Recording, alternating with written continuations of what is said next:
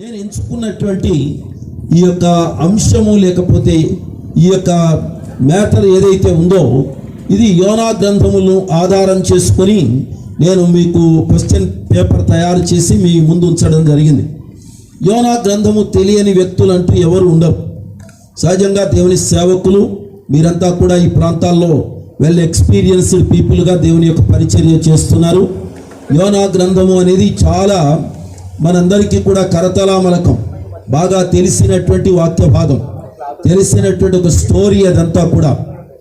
అయితే దానిలో నుంచే ఈ 2024వ సంవత్సరపు ఈ ప్రారంభ భాగంలో మనము ఒక్కసారి పరిశీలన చేసుకోవడానికి, మన సేవను మనం విశ్లేషించుకోవడానికి పరిశుద్ధాత్మ దేవుడు ఈ యొక్క భాగాన్ని మీకు ముందుకు తీసుకురావడానికి నాకు ఒక్కసారి అవకాశం కల్పిస్తున్నాడు.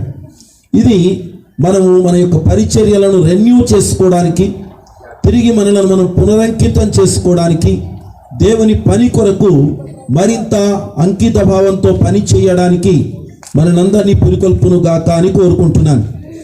ఇది ఈ స్టోరీ అంతా మనకు తెలుసు, కానీ దీనిలో చాలా సేవకులకు కావలసినటువంటి అద్భుతమైన విషయాలు మనకు ముందు ఉన్నాయి. సేవకులు నేర్చుకోవలసిన సంగతులు యోనా గ్రంథంలో చాలా ఉన్నాయి. యోనా గ్రంథం చాలాసార్లు సండే స్కూల్ పిల్లల కథ అయిపోయింది ఈ మధ్యకాలంలో. కొన్ని కథలు ఉన్నాయి బైబిల్లో. నోవహు ఓడ ఒకటి, యోనా గ్రంథంలోని చేప ఒకటి, అలాగే దానియేలు గ్రంథంలో ఉన్నటువంటి సింహంల బోన్ ఒకటి, ఇలాంటివి ఏవైతే ఉన్నాయో ఇవన్నీ కూడా సండే స్కూల్ కథల్లాగా తయారయ్యాయి. సండే స్కూల్లో మాట్లాడవలసిన విషయాలు అవన్నీ, కానీ సండే స్కూల్కు మాత్రమే, చిన్న పిల్లలకు మాత్రమే పరిమితమైనవి కావు. నాకు అవన్నీ ఎలా కనబడతాయంటే అవన్నీ సండే స్కూల్ పిల్లల కంటే కూడా ఒక దేవుని సేవకుడుగా అవి నాకు చాలా అవసరము అనిపిస్తాయి. అవి నా జీవితానికి చాలా అవసరం. నా ముందున్న సవాళ్లను చూపిస్తాయి. అవన్నీ కూడా ఒక భయంకరమైనటువంటి జలప్రళయం ముందుంది. వాట్ ఈజ్ యువర్ రెస్పాన్సిబిలిటీ అని నాకు చూపిస్తుంది నోవహు ఓడ దగ్గరికి వెళ్ళినప్పుడల్లా. వాట్ ఈజ్ యువర్ రెస్పాన్సిబిలిటీ అనేది అది నన్ను ప్రశ్నిస్తుంది. అదేవిధంగా మిగిలినటువంటి భాగాలు ఎక్కడికి వెళ్ళినా అక్కడ ఒక సేవకుడుగా ఈ విధమైన పరిస్థితులు, పరిణామాలు సమాజంలో సంభవిస్తూ ఉంటే నేను ఎన్నుకున్న ఒక సేవకుడుగా నీ బాధ్యత ఏమిటి? సమాజం పాడవుతున్నప్పుడు, సమాజం నాశనం అవుతున్నప్పుడు, సమాజంలో ఇలాంటి ఒడిదుడుకులు జరుగుతున్నప్పుడు, సమాజము కలుషితంగా మారుతున్నప్పుడు, సమాజము నాశనానికి పరుగులెత్తుతున్నప్పుడు నేను ఎన్నుకున్నటువంటి నా ప్రతినిధిగా, నా సేవకునిగా నీ బాధ్యత ఏమిటి అనేటువంటి ఒక ప్రశ్న దేవుడు నా ముందు ఉంచినప్పుడు దానికి నా రెస్పాన్స్ ఎలా ఉండాలో దాన్ని నేను ఎప్పుడు ఆలోచించుకుంటూ ఉంటాను. నేను ఈ పూట అదే కోణంలో మనం కూడా ఆలోచన చేసుకోవడం చాలా మంచిది అని నేను భావిస్తున్నాను. ఇది చాలా గంటల తరబడి మాట్లాడేటువంటి విషయం, కానీ మనకున్నటువంటి సమయాభావాన్ని బట్టి చాలా క్లుప్తంగా నేను కొన్ని విషయాలు మాత్రమే, ప్రతి ప్రశ్నను ఆలోచించుకుంటూ వెళ్ళాలనుకోవడం లేదు, కానీ కొన్ని విషయాలను మాత్రం మీతో ప్రస్తావించడానికి నేను ఆశిస్తున్నాను. దీనిని ప్రారంభించడానికి ముందుగా ఒక్క విషయాన్ని నేను మీ ముందు ఉంచుతాను. అదేమిటయ్యా అంటే, there are so many millions of people are perishing outside of our church. As a servant of God, what is your responsibility towards the perishing souls? బయట అనేక లక్షల మంది ప్రజలు మరణానికి సిద్ధంగా ఉన్నారు. ఒక దైవ సేవకుడు గాని యొక్క బాధ్యత ఏమిటి? Are you listening the heart of God? దేవుని యొక్క హృదయాన్ని వినగలుగుతున్నావా? దేవుని యొక్క హృదయంలో ఉన్నటువంటి ఆ భావాన్ని ఒక దైవ సేవకులుగా మనం వినగలుగుతున్నామా? దేవుని స్వరాన్ని వినగలుగుతున్నామా? అది మొదటిగా మనం ఆలోచించవలసిన విషయం. దేవుడు తాను ఎన్నుకున్న ప్రజలతో మాట్లాడే దేవుడు. దేవుడికి స్తోత్రం. God can do everything. దేవుడు ప్రతిదీ చెయ్యగలడు.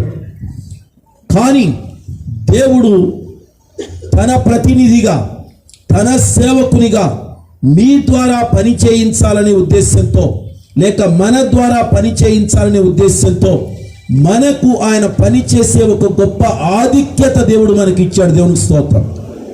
ఆధిక్యత ఇది అతిశయించడానికి కాదు, ఇది భారముతో బాధ్యతతో పని చేయడానికి దేవుడు మనకిచ్చినటువంటి ఒక ధన్యత. దేవదూతలకు లేని గొప్ప పరిచర్య కదా మన పరిచర్య. అదే కదా మాసిలామణి గారు పాడారు పాట, దేవదూతలకు లేని ఘనమైన పరిచర్య అని. అంతే, భోగభాగ్య నిధులు లేని భార సహిత పరిచర్య, దేవదూతలకు లేని ఘనమైన పరిచర్య దేవుడు అల్పజీవులమైనటువంటి మనకు దేవుడు ఇచ్చాడు. దేవుడు తన దూతలను నమ్మలేదట, కానీ దేవుడు మట్టి మాత్రులమైన మనల్ని నమ్మాడట. ఆయన నమ్మకాన్ని మనం ఏ విధంగా వినియోగించుకుంటున్నాం, ఆ నమ్మకాన్ని ఏ విధంగా మనం పరిచర్యలో వాడుతున్నాం, మనం నమ్మదగిన వారంగా పనిచేస్తున్నామా, లేకపోతే మనము కాస్త అపనమ్మకస్తుల్లాగానే సేవలో మిగిలిపోతున్నామా, ఇది ఆలోచించుకోవలసిన అవసరత ఈ దినాన ఎంతైనా మన జీవితాల్లో ఉంది. సేవలో చాలా దినాలు అయిపోయాయి, మనం అందరం కూడా అడుగుపెట్టి. ఒక్కొక్కరు ఎన్నెన్ని సంవత్సరాల ఎక్స్పీరియన్సెస్ ఉన్నాయి అంటే చాలా చెప్తారు, ఎన్నెన్ని అనుభవాలు ఉన్నాయి అంటే మీ అనుభవాలన్నీ కూడా చాలా చాలా చాలా చెప్తారు. కానీ వాటన్నిటినీ కాసేపు ప్రక్కన పెట్టేద్దాం. ఇప్పుడు మనం ఎవరం, ఇప్పుడు మన ముందున్న బాధ్యత ఏమిటి, ఇప్పుడు మనకు వినబడుతున్న దేవుని యొక్క స్వరం ఏమిటి, ఇప్పుడు దేవుడు మనతో పంచుకుంటున్న తన హృదయ భారం ఏమిటి, ఇది మనం ఆలోచించవలసిన విషయం. యోనా ఎన్ని సంవత్సరాలు అప్పటికి పరిచర్య చేశాడో నాకు తెలియదు. ఎంతకాలంగా ఇశ్రాయేలు ప్రజల మధ్యలో ఒక ప్రవక్తగా తన జీవితాన్ని కొనసాగించుకుంటూ వెళ్ళాడో తెలియదు. మంచి పేరు ప్రఖ్యాతులే గడించుంటాడు. యోనాకు ప్రవక్త అనే ఒక టైటిల్ ఒకటి అలా ముద్ర వేయబడిపోయింది. మనకు కూడా టైటిల్స్ చాలా ఉన్నాయి, రెవరెండ్లు ఉన్నాయి, అలాగే ఇంకా అనేక రకాలైన బిషప్లు ఉన్నాయి, అలాగే మోడరేటర్స్ ఉన్నాయి, అలాగే రకరకాలైనటువంటి బిరుదులు మనం అందరం కూడా పట్టుకొని వెళుతూ ఉన్నాం. మనం అందరం కూడా మంచిదే, బాగానే ఉంది. అయితే ఇంత అనుభవాలు ఉన్నటువంటి, ఎన్ని రకాలైన పరిచర్యలు చేస్తున్నటువంటి మనతో దేవుడు మాట్లాడుతున్నటువంటి మాటను మనం వినగలుగుతున్నామా లేదా? అలాగే ఏది వింటున్నాం మనం చాలా చాలా వింటున్నాం సమాజంలో. అలాగే ఈ రోజున దేవుడు తిరిగి తన హృదయాన్ని పంచుకుంటున్నాడు. తరచుగా ప్రతిరోజు దేవుని యొక్క మాట వినడం మనం అందరం నేర్చుకోవాలి.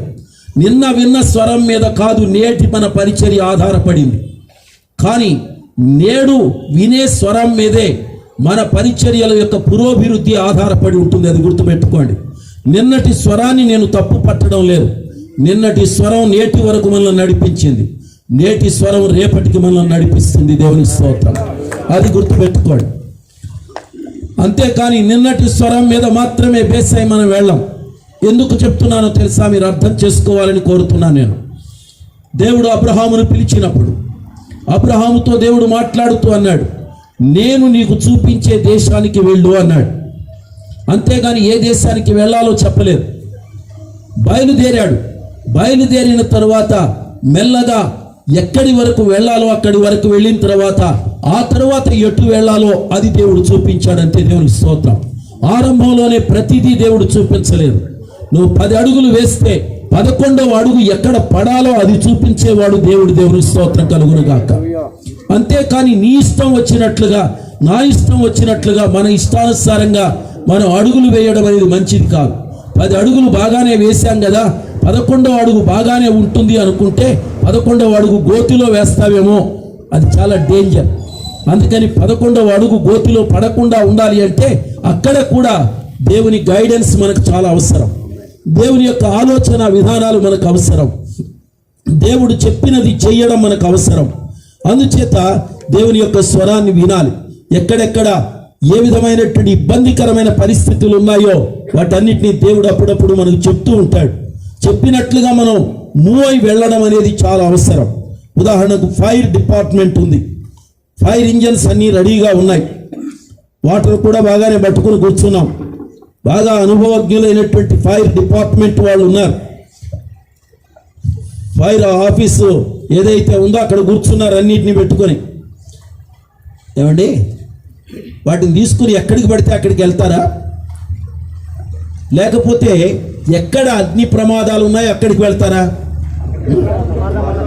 దానికి ఉన్నటువంటి ఏ చీఫ్ ఆఫీసర్ ఎవరైతే ఉన్నాడో ఆయన ఎక్కడ ప్రమాదం జరుగుతుందో అది గుర్తించి ఫోన్ కాల్ అందుకొని ప్రమాదాన్ని గురించిన సమాచారాన్ని తెలుసుకొని ఫలానా చోట ఫలానా స్థలంలో అగ్ని ప్రమాదం జరుగుతుంది, ఇమీడియట్లీగా అక్కడికి వెళ్ళండి అని పురమాయిస్తే అక్కడికే వెళ్ళాలి. నాకు ఆ ఊరు వెళ్ళడం ఇష్టం లేదండి, ఆ ప్రాంతానికి వెళ్ళడం ఇష్టం లేదండి, నేను కాస్త వెళ్ళమంటే హాయిగా ఇంకెక్కడికైనా వెళ్తాను, సముద్రపు ఒడ్డుకు వెళ్తాను, కాసేపు చక్కర్లు కొట్టొస్తాను ఫైర్ ఇంజన్తో, కాసేపు నీళ్లు వాళ్ళ మీద వీళ్ళ మీద బీచ్లో ఉన్న ప్రజలందరి మీద చల్లి వస్తాను, కాసేపు జలకాలు ఆడొస్తాను అని చెప్పంటే జలకాలు ఆడడానికి ఆ ఫైర్ ఇంజన్ ఉంది? నువ్వు అక్కడికా వెళ్ళి కాసేపు చక్కర్లు కొట్టాల్సింది? నీ యొక్క హావభావాలు, నీకున్న నైపుణ్యతను, నీ యొక్క పైపులు పట్టుకొని అందరి మీద నీళ్లు చల్లడం మీద, అది కూడా ఎంజాయ్గా ఉంటుంది, ఎంజాయ్మెంట్, అది కొంచెం ఆహ్లాదంగా ఉంటుంది. ఏది జనాల మీద నీళ్లు కొట్టుకుంటే ఆనందంగా ఉండదు? పైపు తీసుకొని పైపుతో అందరి మీద నీళ్లు కొట్టేసేసి కొంచెం ఎంజాయ్ చేసే మనుషులు ఉండరా? ఉంటారు. ఆట అంటారు దాన్ని. కానీ ఆట ఆడుకోవడం కాదు కదా. దేవుని యొక్క సేవ ఒక ఆట కాదు, దేవుని సేవ ఎంజాయ్మెంట్ కాదు. దేవుని సేవ అవతల ఉన్నటువంటి ప్రమాదాన్ని గుర్తించి ఆ ప్రమాదంలో ఉన్నటువంటి ప్రజలను సంరక్షించి, ప్రమాదంలో ఉన్నటువంటి ప్రజలను ఒడ్డుకు చేర్చి, ప్రమాదానికి గురవుతున్నటువంటి వస్తువులను కాపాడడం దేవుని యొక్క సేవ. ఇది మనం అర్థం చేసుకోకపోతే, ఇది మన గుండెల్లో ఇది ఒక భారంగా మన జీవితాల్లో లేకపోతే, మన ఇష్టానుసారమైనటువంటి విధానాలలో, మనకు తోచిన మార్గాలలో సేవలో మనం పరుగులెత్తుకుంటూ వెళితే అది ఎట్టి పరిస్థితిలో కూడా దేవుని చేత అది ఆమోదాన్ని పొందదు. అది గుర్తుపెట్టుకోవాలి. యోనా గ్రంథం అంతా కూడా తనకిష్టం వచ్చిన దారిలో నడిచే సేవకుడు కనబడతాడు మనకు. కానీ దేవుడు వెళ్ళమన్న దారిలో వెళ్ళే సేవకుడు మనకు ఉండడు ఇక్కడ. అది ఉన్నటువంటి ఒక పెద్ద బాధ, అదే పెద్ద విచారకరమైన స్టోరీ. ఇది ప్రవక్త అవ్వడానికి ప్రవక్త, దేవుని యొక్క చేత అతడు నిర్ణయించబడిన ప్రవక్తే, దేవుడు ఎన్నుకున్న ప్రవక్తే. కానీ దేవుడు ఒకానొక రోజున యోనాను పిలిచి యోనాతో చెప్పిన మాట ఏమిటయ్యా అంటే, నినివే పట్టణస్థుల యొక్క దోషము నా దృష్టికి బహు ఘోరమైంది, కాబట్టి నీవు వెళ్ళి నినివే పట్టణస్థులకు దుర్గతి కలుగుతుంది అని దానికి వెళ్ళి ప్రకటించు అని చెప్పాడు. మంచిదేగా? దానికి వెళ్ళి దుర్గతి కలుగుతుంది అని ప్రకటించి వెళ్ళు. వాళ్ళ యొక్క జీవితం చాలా దయనీయంగా ఉంది, వాళ్ళ యొక్క పరిస్థితులు చాలా అయోమయంగా ఉన్నాయి, వాళ్ళ దోషాలు చాలా ఘోరాతి ఘోరంగా తయారయ్యాయి. సో నేను నిన్ను అక్కడికి పంపించాలనుకుంటున్నాను, వెళ్ళి వాళ్లకు వెళ్ళి చెప్పవలసిన సందేశం వెళ్ళి చెప్పు అని చెప్పాడు. కానీ యోనా చేసిన పని ఏమిటి? యోనాకు నినివేకు వెళ్ళడం ఇష్టం లేదు. నినివేకు వెళ్ళడం ఇష్టం లేదు. నినివే అంటే యోనాకు గిట్టదు. దేవునికి గిడుతుంది కానీ మనకు గిట్టదండి. వచ్చిన తిప్పలది. దేవునికి గిట్టింది మనకు గిట్టకపోవడం అనేది చాలా తప్పది. ఏమండి, నినివేను దేవుడు ఇష్టపడుతున్నాడు, నినివే వాళ్ళకు ఒక సందేశాన్ని పంపించడానికి ఇష్టపడుతున్నాడు. కానీ ఈ రోజున ఇంత ఎక్స్పీరియన్స్డ్ పర్సన్స్ అయి ఉండి దేవుని సేవకులము అని చెప్పబడుతున్నటువంటి మనకు దేవుడు ఇష్టపడే ప్రాంతాన్ని మనం ఎందుకు ఇష్టపడడం లేదు అని, మనకిష్టమైన ప్రాంతాలను మనం చూజ్ చేసుకుంటున్నాం, కానీ దేవునికి ఇష్టమైన ప్రాంతాలకు మనం వెళ్ళలేకపోతున్నాం. అది చాలా బాధాకరమైన విషయం. దేవుడు నినివేకు వెళ్ళమన్నాడు, నినివేకు వెళ్ళడం ఇష్టం లేదు. ఎందుకయ్యా అంటే, నినివే యోనా యొక్క మైండ్లో ఒక నెగిటివ్ ఫీలింగ్స్ని తెచ్చిపెట్టింది. నినివే వాళ్ళు ఎవడు మంచోడు కాదు, అది యోనా యొక్క మనస్సులో ఉన్న అభిప్రాయం. నినివే వాళ్ళు దుర్మార్గులు అని కూడా యోనాకు బాగా తెలుసు. ఈ యొక్క సందేశాలు ఇతనికి అందడానికి ముందుగా నినివే యొక్క జీవితాన్ని, నినివే యొక్క చరిత్రను మనం ఒకసారి అర్థం చేసుకుంటే, నినివే అష్షూరు యొక్క దేశానికి, అష్షూరు రాజ్యానికి క్యాపిటల్ సిటీ. అష్షూరుకు క్యాపిటల్ అది. ప్రపంచాన్ని పరిపాలన చేసినటువంటి అగ్ర రాజ్యాల్లో అష్షూరు సామ్రాజ్యం ఒకటి. ఐగుప్తు సామ్రాజ్యం తర్వాత అష్షూరు సామ్రాజ్యం ప్రపంచంలో అగ్రగామి సామ్రాజ్యంగా పరిపాలన చేసింది. ఆ సామ్రాజ్యంలో చాలా రకాలైనటువంటి అవినీతి చర్యలు ఉన్నాయి, అక్రమ కార్యాలు ఉన్నాయి. భయంకరంగా ఇశ్రాయేలీలకు అష్షూరీయులకు మధ్యలో ఉండేటువంటి స్టోరీని కనుక మనం చదువుకున్నట్లయితే, ఇశ్రాయేలు ప్రజానీకాన్ని అనేక మందిని అష్షూరీయులు భయంకరమైనటువంటి రీతిలో వీళ్ళను చెరగా తీసుకొని పోయినటువంటి సందర్భాలు ఉన్నాయి. అంత మాత్రమే కాదు, వాళ్ళ ప్రజలు వచ్చి ఈ ప్రజలతో అక్రమ సంబంధాలు ఏర్పాటు చేసుకొని వీళ్ళ స్త్రీలను చెరిపిన సందర్భాలు ఉన్నాయి. ఇశ్రాయేలు స్త్రీలను చెరిపిన సందర్భాలు ఉన్నాయి. వీళ్ళను అనేక మందిని ఊచకోత కోసిన సందర్భాలు ఉన్నాయి.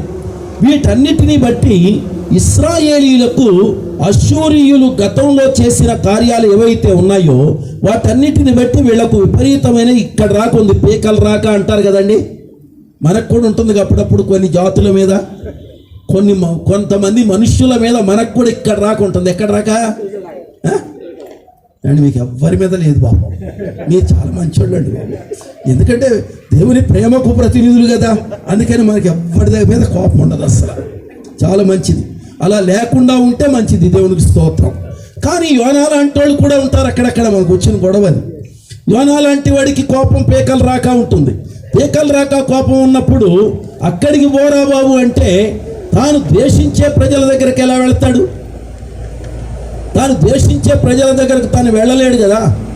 అందుచేత తాను ద్వేషించే సమాజము దగ్గరకు తాను వెళ్ళడానికి తాను అంగీకరించలేదు. ఇంకా చెప్తాను స్టోరీ. కిందికి వెళ్ళినట్లయితే ఆ తరువాత ఒకసారి యోనా తన అంతరంగాన్ని బయటపెట్టి దేవుని దగ్గర, నాకు తెలుసయ్యా నువ్వు ఇలాంటి పని చేస్తావని, అందుకే నేను వెళ్ళలేదయ్యా అన్నాడు. దేవునితో మాట్లాడుతూ దేవునితో వాదం పెట్టుకొని ఆ తర్వాత అంటాడు, నాకు తెలుసు ఇటువంటి ఈ జనాంగాన్ని నాశనం చెయ్యవని నాకు తెలుసు, వీళ్ళని కాపాడుతావని నాకు తెలుసు, అందుకే నేను వాళ్ళ దగ్గరికి వెళ్ళలేదు అని చెప్పి దేవునితో ఏదో పెద్ద వాగ్వివాదానికి దిగాడు. అంటే వాళ్ళు నాశనం అవ్వాలనే కోరిక యోనాకుంది. నాశనం కాకుండా వారిని కాపాడాలనే ఆంక్ష దేవునిదైతే వారు నాశనం అవ్వాలనే కోరిక ఇతనిది. పేకలు రాక ఉంది పగ. అందుచేత ఆ పనికి మాలిన వాళ్ళ దగ్గరికి నేను ఎందుకు వెళ్ళాలి, వాళ్ళకెందుకు చెప్పాలి, వాళ్ళని ఎందుకు కాపాడాలి, వాళ్ళని ఎందుకు సంరక్షించాలి, వాళ్ళు నాశనం అవుదురుగాక అంటాడేమో పాపం. ఆమెను అన్నారా ఏంటేమన్నా అనలేదుగా. ఎంత దుర్మార్గతతో, ఎంత దుష్టత్వంతో, ఎంత అవినీతితో, ఎంత అక్రమాలతో నిండిపోయిన జాతి అయినా సరే అది నాశనమగును గాక అనేటువంటి మాట దేవుడు అన్నాడు. నాశనానికి జోగుచున్న వ్యక్తులను రక్షించాలనేది దేవుని గుండెలలోని తపన. దేవునికి స్తోత్రం. He is our father, he is a universal father. అతడు ఒక విశ్వజనీనమైనటువంటి తండ్రి. ఆయన హృదయంలో నాశనం చెయ్యాలి అనే కోరిక లేదు. అందుచేతే ఆయన కాపాడాలనే కాంక్ష కలిగిన వాడు. యోనాను అక్కడికి పంపించడానికి ఆయన ఇష్టపడితే యోనా గారు అక్కడికి వెళ్ళడానికి సుతరాము ఇష్టపడలేదు. ఎందుకంటే ద్వేషించే వారి దగ్గరికి వెళ్ళలేం కదా మనం. అలాగే మనకు గతంలో చేసిన కీడు ఏదైతే ఉందో ఆ కీడు చేసిన వ్యక్తుల దగ్గరకు వెళ్ళి ఏం చెప్పలేం కదా. ఇలాంటి భావాలతోనే వాళ్ళ మీద ఉన్న కోపం, వాళ్ళ మీద ఉన్న ద్వేషం, వాళ్ళ మీద ఉన్నటువంటి అయోమయమైనటువంటి ఆగ్రహం, వీటన్నిటిని బట్టి అక్కడికి వెళ్ళడానికి అతను ఇష్టపడలేదు. ఇష్టపడకుండా అతడు యొప్పేకు వెళ్ళాడట. వెళ్ళి టికెట్ కొనుక్కున్నాడట. యొప్పేకు వెళ్ళేటువంటి ఒక ఓడ ఒకదాన్ని అందుకున్నాడు. వెళ్ళి అతడు కాస్త బయలుదేరి తర్షీషుకు వెళ్ళాడు. యొప్పేకు వెళ్ళి ఓడ టికెట్ తీసుకొని తర్షీషుకు వెళ్ళే ఓడ ఒకదాన్ని ఎంచుకొని తర్షీషుకు బయలుదేరి వెళ్ళాడు అని ఉంది. మీరు ఈ యొక్క పేపర్లో వెనక మీరు చూస్తే వెనక ఒక చిన్న మ్యాప్ ఒకటి ఇక్కడ ఇవ్వబడింది. ఆ మ్యాప్లో ఇతడు ఉన్నటువంటి స్థలము గత్యేపెరు అక్కడే ఉంది చూడండి, రెడ్ మార్క్స్. అక్కడ నుండి నినివే రైట్ సైడ్ చూస్తే నినివే చాలా దగ్గరగా, చాలా సమీపంగా ఉన్నటువంటి ప్రాంతం అది. కానీ గత్యేపెరు నుంచి నినివే దగ్గరకు వెళ్ళమని, నినివేకు వెళ్ళమని దేవుడు చెప్తే అక్కడ నుండి ఆ ప్రక్కనే ఉన్నటువంటి యొప్పే అనేటువంటి స్థలానికి అతడు వెళ్ళి అక్కడ ఓడ ఒకదాన్ని తీసుకొని అక్కడ నుండి బయలుదేరి ఎడమ చేతి వైపున ఉంది, చూశారు తర్షీషు. చాలా లాంగ్ డిస్టెన్స్ అది. చూడండి అది ఎంత దూరం. అది దూరమా లేకపోతే నినివే దగ్గర? నినివే దూరమా లేకపోతే తర్షీషు దూరమా అండి? నినివేకు వెళ్ళరా బాబు అంటే నినివేకు వెళ్ళడం మానేసేసి తర్షీషుకు వెళ్ళడానికి ఓడ ఎక్కాడు. ఇక్కడికంటే అక్కడికి చాలా దూరం, కానీ దూరం కాదు ఇతడికి కావలసింది. దూరమైనా సరే తనకు అనుకూలమైనది తనకు కావాలి. తనకు అనుకూలము కాని ప్రజల దగ్గరకు ఎంత దగ్గరైనా వెళ్ళడు. ఎంత ఎలాంటి వాళ్ళమంటే మానవ జాతి ఎలాంటిదయ్యా అంటే నీకు ఎంతో దూరంగా ఉన్నవాడిని నువ్వు బాగా లైక్ చేస్తావు, కానీ నీ ప్రక్కనే ఉన్నటువంటి వాడిని చూచి మాత్రం ముఖం ముసమసలాడుతుంది మనకి. అప్పుడు నీ ప్రక్కనే ఉన్నాడు, నీ సైడ్న ఉన్నవాడికి సెకండ్ ఎవరా బాబు అంటే ఇవ్వలేము మనం. ప్రక్కడి దగ్గరికి వెళ్ళి మాత్రం ఎక్కడికో వెళ్ళి కౌగలింతలు మాత్రం పెట్టుకుంటాం. మనకుండేటువంటి నైజం, మనకుండేటువంటి స్వభావం, మనం ఎలాంటి నైజాన్ని కలిగి ఉన్నామో, లోపల ఏ విధమైన యాటిట్యూడ్స్ ఉన్నాయో దీన్ని బట్టి మనం ఒక్కసారి విశ్లేషించుకుంటే మనకు అర్థమవుతుంది.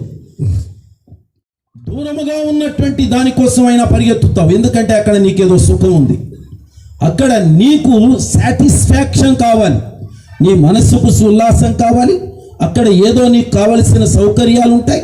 తర్షీషు అనేది బైబిల్ గ్రంథంలో చాలా పెద్ద ఓడరేవు, అదొక ఇంటర్నేషనల్, అది వ్యాపార కేంద్రం. అది తర్షీషు. మీరు బైబిల్ అంతట్లో చూడండి, ప్రవక్తల గ్రంథాల్లో తర్షీషు యొక్క బంగారం, అలాగే తర్షీషులో దొరికే సరుకులు, వీటన్నిటిని గురించిన విషయాలు ప్రవక్తల గ్రంథాల్లో కనబడతాయి. అవన్నీ చూపించడానికి మనకు సమయం ఇప్పుడు లేదు, మన సబ్జెక్ట్ అది కాదు అసలు. కానీ తర్షీషును గురించిన విషయం చెప్తే, తర్షీషు చాలా అద్భుతమైన వ్యాపార కేంద్రం. అక్కడికి వెళితే హాయిగా బ్రతకొచ్చు, అక్కడికి వెళితే చాలా ఎంజాయ్ చేయొచ్చు, ఏదైనా సరే అక్కడికి వెళ్ళి హాయిగా తన జీవితాన్ని కొనసాగించవచ్చు.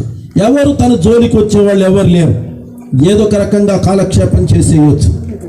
కానీ నినివేకు వెళితే నినివే ప్రజలను గురించినటువంటి మైండ్లో ఉన్నటువంటి ప్రీ ఆక్యుపైడ్ థాట్స్ ఏవైతే ఉన్నాయో, ముందు నుంచి ఉన్న ఆలోచన విధానాలు ఏవైతే ఉన్నాయో వాటి మీదే పొదుగుతూ కూర్చున్నాడు. కానీ దేవుని మాటకు విధేయత చూపడానికి బదులుగా దేవునికి అవిధేయుడైన ఒక ప్రవక్త మనకు యోనా గ్రంథంలో కనిపిస్తాడు. నేను నా హృదయపూర్వకంగా కోరేది ఏమిటంటే, ఈ చివరి దినాల్లో మనం ఉన్నాం, ప్రజలు అవతల నాశనానికి రెడీగా ఉన్నారు. విధేయులైన సేవకులు దేవునికి కావాలి. నైపుణ్యం కలిగిన వాళ్ళు మాత్రమే కాదు దేవునికి కావలసింది, చాతుర్యం కలిగిన వాళ్ళు మాత్రం కాదు దేవునికి కావలసింది, ధనము కలిగిన సేవకులు కాదు దేవునికి కావలసింది, లేకపోతే ఏదో ఖండబలం అండబలం కలిగినటువంటి నైపుణ్యం కలిగిన విజ్ఞాన ధనులు కాదు దేవునికి కావలసింది. దేవునికి కావలసింది విధేయులు. జాగ్రత్తగా గమనించండి నా తోటి దైవజనులారా. ప్రభువు పేరట ఈ 2024వ సంవత్సరపు ఆరంభ భాగంలో దేవునికి ఎవరు కావాలో నేను మీతో కలిసి నేర్చుకుంటున్నాను. నేను నా దేవునికి కావలసింది విధేయులు. దేవునికి స్తోత్రం. విధేయులు. దేవుడు తలాంతులు ఉన్న ప్రతి ఒక్క వ్యక్తిని తన పరిచర్యలో వాడుకుంటాడని నేను అనుకోను.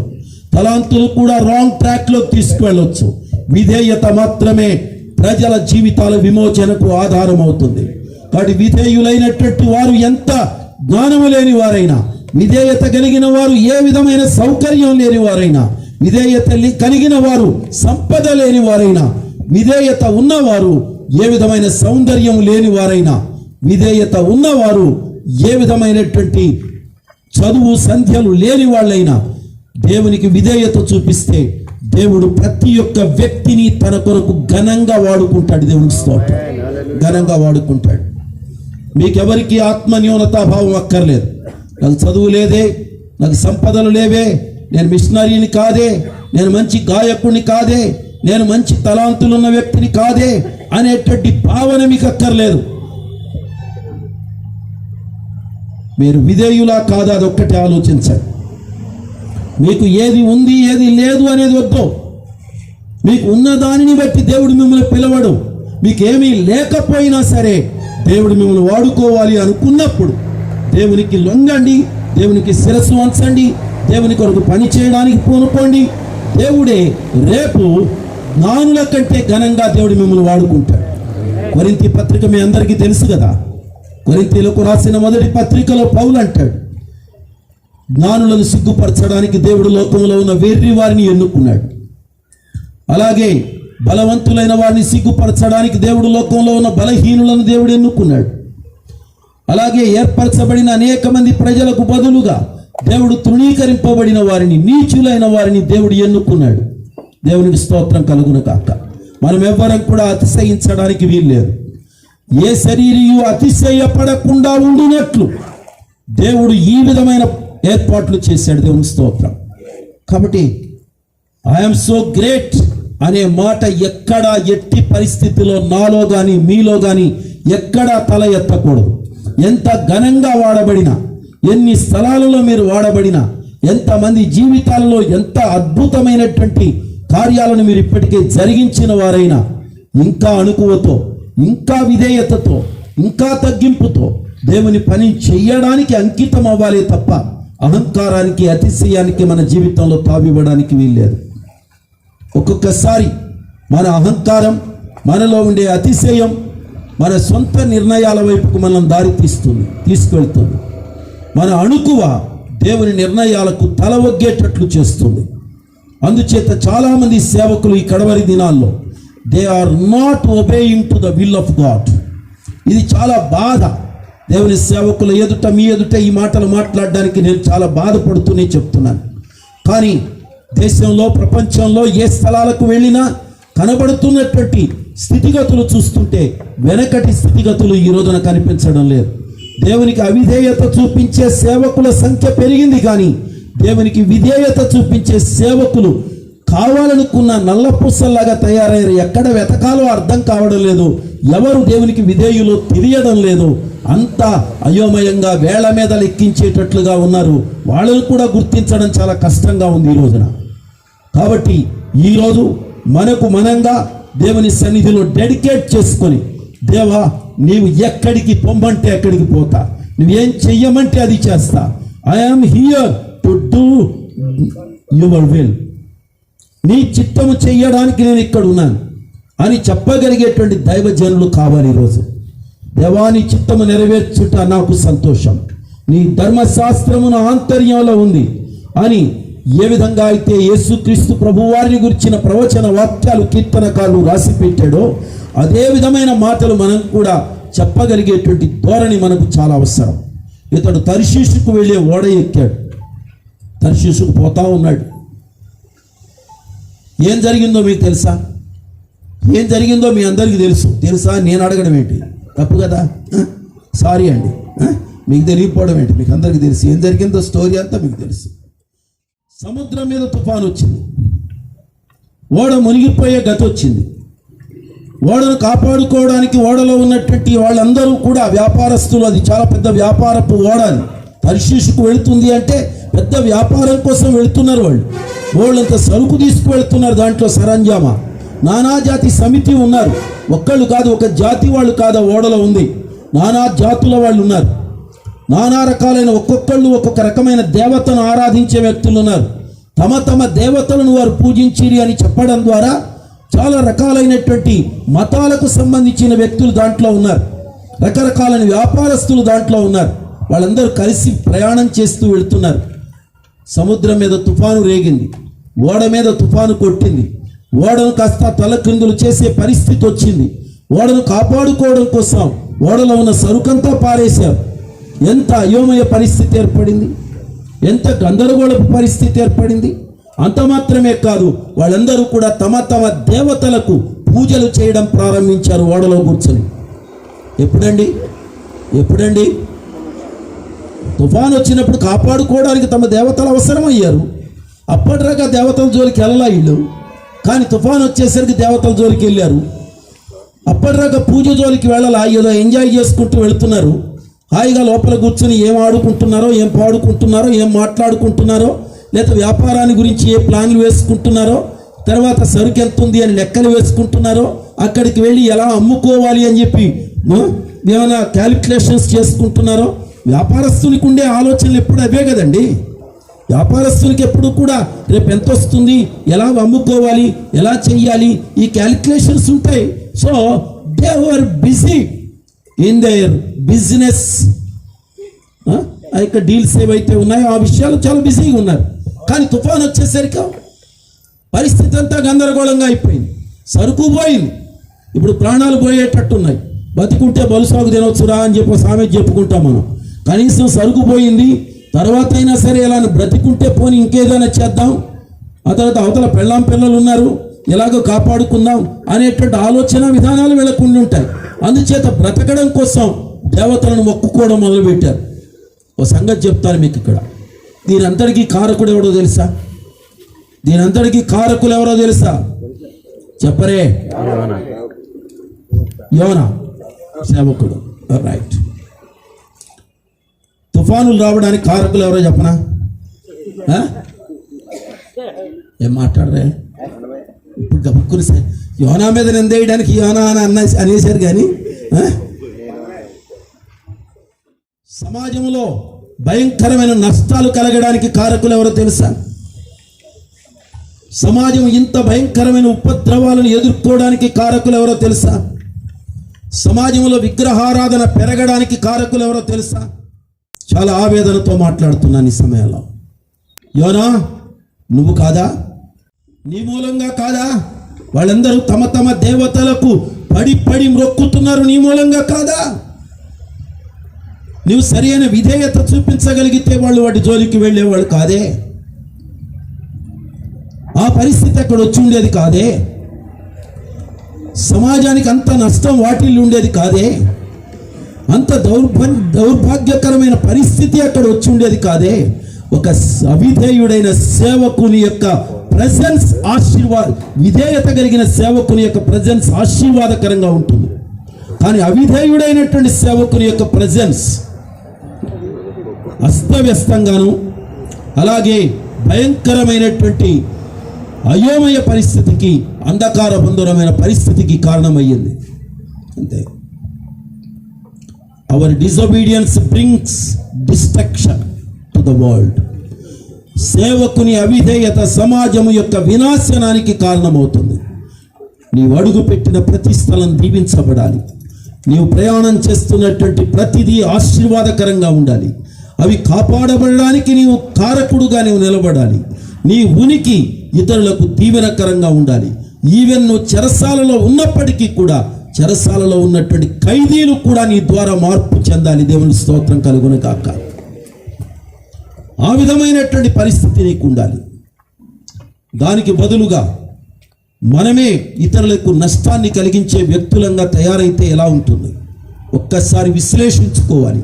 నా మూలంగా ఏమైనా నష్టం కలుగుతుందా? నా తణుకు పట్టణానికి, తణుకులో దేవుడు నన్ను నిలబెట్టాడు, ఫలానా పేటలో దేవుడు నన్ను ఉంచాడు. ఈ పేటకు, ఈ ప్రాంతానికి, ఈ ప్రజానీకానికి ఈ నష్టాలు వాటిల్లడానికి నేను చేసిన తప్పేంటి? నేను చేసిన పొరపాటు ఏమిటి? నా అశ్రద్ధ ఏమిటి? ప్రార్థన లేమి కారణమా? వాక్యానికి లోబడకపోవడం కారణమా? దేవుని చిత్తాన్ని గుర్తించలేకపోవడం కారణమా? నా స్వార్థం కారణమా? లేక నాలో ఉండేటువంటి ద్వేషం కారణమా? నాలో ఉండే అసూయ కారణమా? నాలో ఉండేటువంటి ఏది కారణం? ఇది ఒక్కసారి ఆలోచించుకోగలిగితే అప్పుడు దేవా నన్ను క్షమించు అని అనకుండా మీరు ఉండలేరు. దేవుని స్తోత్రం. నన్ను క్షమించు అని అనకుండా మీరు ఉండలేరు. బైబిల్ గ్రంథంలోని ప్రముఖమైన దేవుని సేవకులు, నాయకులు, వారు ప్రజల మీద నేరాలు మోపల, కానీ ప్రజల నేరాలన్నీ తమ మీద వేసుకుని ఏడ్చారు. దానియేలు ప్రార్థించినప్పుడు దానియేలు తన మీద వేసుకున్నాడు. ఎజ్రా ప్రార్థించినప్పుడు ఎజ్రా లోకము యొక్క, సమాజం యొక్క దోషాన్ని అంతటి తన మీద వేసుకున్నాడు. నెహెమ్యా ప్రార్థించినప్పుడు నెహెమ్యా తన మీద వేసుకున్నాడు.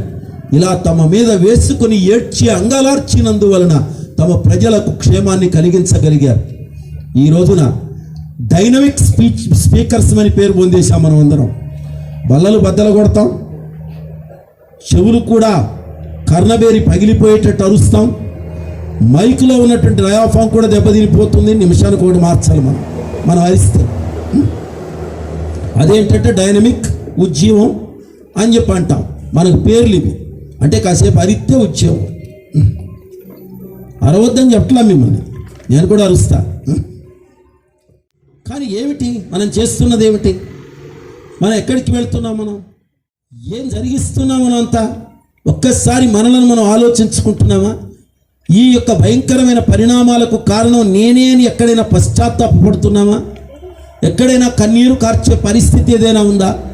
విలాపం ఏదైనా మన జీవితాల్లో ఉందా? ఇది ఆలోచించుకోవాల్సినటువంటి అవసరత ఎంతైనా ఉంది. దీన్ని జాగ్రత్తగా ఆలోచించుకుంటూ వెళుతూ ఉంటే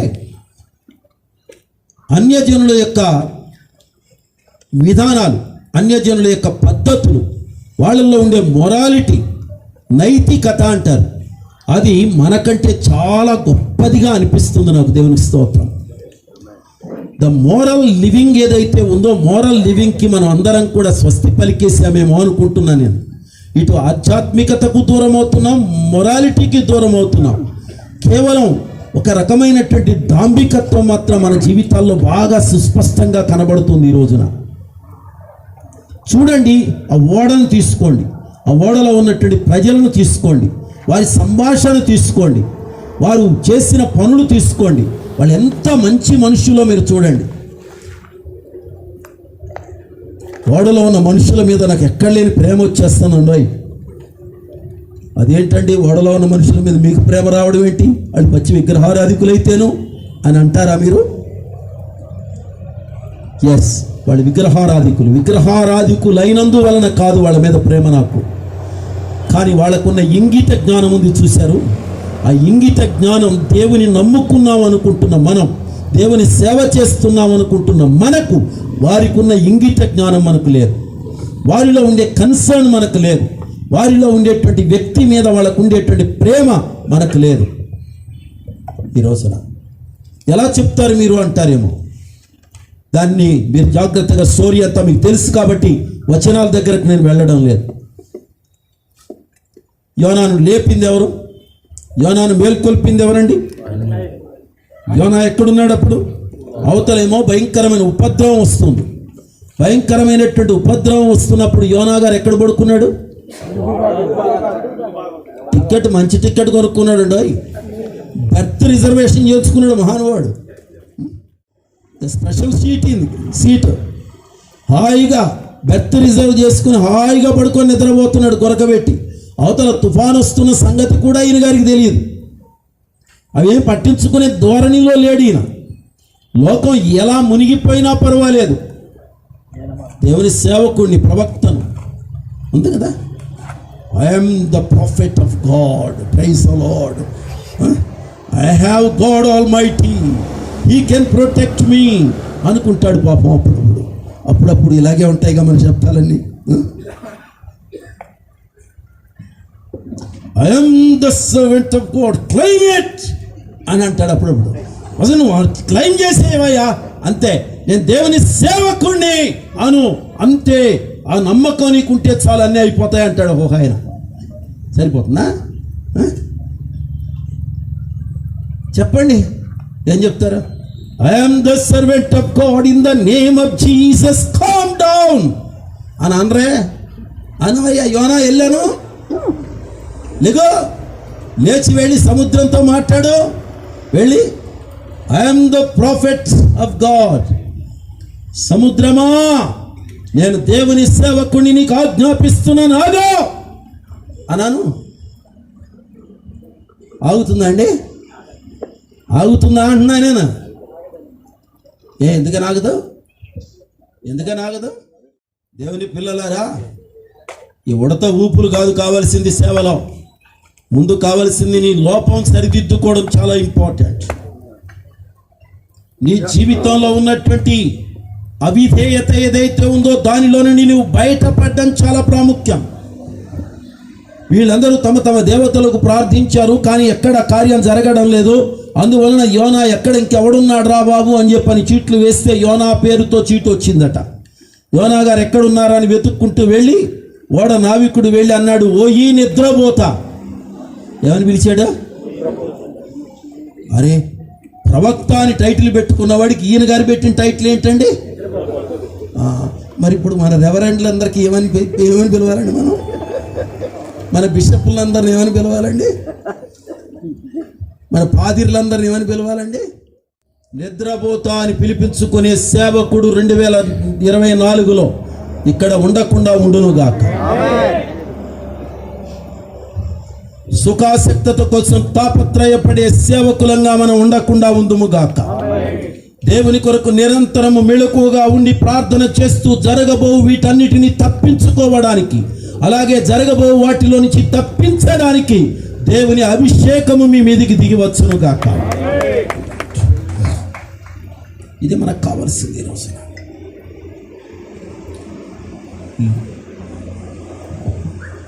ఈ నిద్రపోతానికి ఏమొచ్చింది? లేచి నీ దేవునికి ప్రార్థన చెయ్యి అన్నారు. మా దేవునికి మొక్కు అన్నారా? మేము పూజ చేసుకుంటున్నాం, వచ్చి మా పూజలో పాల్గొనరా బాబు, మా పూజ చెయ్యి, మా దేవతకు టెంకాయ కొట్టు, మా దేవతకు ఊదొత్తులు వెలిగించు, మా దేవత కర్పూరం అర్పించు అని ఆయన పిలిచారా? ఏం మాట్లాడరా? ఏమన్నారు వాళ్ళు? లేచి నీ దేవునికి ప్రార్థన చేయమన్నారు. మనకు ఒక విధానం ఉంది. మీరందరూ మా దేవుణ్ణి నమ్ముకోండి, మా దేవుణ్ణి నమ్ముకోండి, మా దేవుణ్ణి నమ్ముకోండి అని చెప్పేవాడు ఎవడన్నాడంటే మనమే. జీవితాలు సరిగ్గా ఉండవు, కానీ దేవుణ్ణి నమ్ముకోండి అని మాత్రం ఓదరగొట్టడం మాత్రం మనకు అలవాటు అయిపోయింది. ప్రజల మధ్యలో మమేకమై కూర్చోము, సుఖాసక్తతతో బెర్తుల మీద మాత్రం పడుకొని నిద్రపోతాం. మా దేవుణ్ణి నమ్ముకోండి అని చెప్తాం.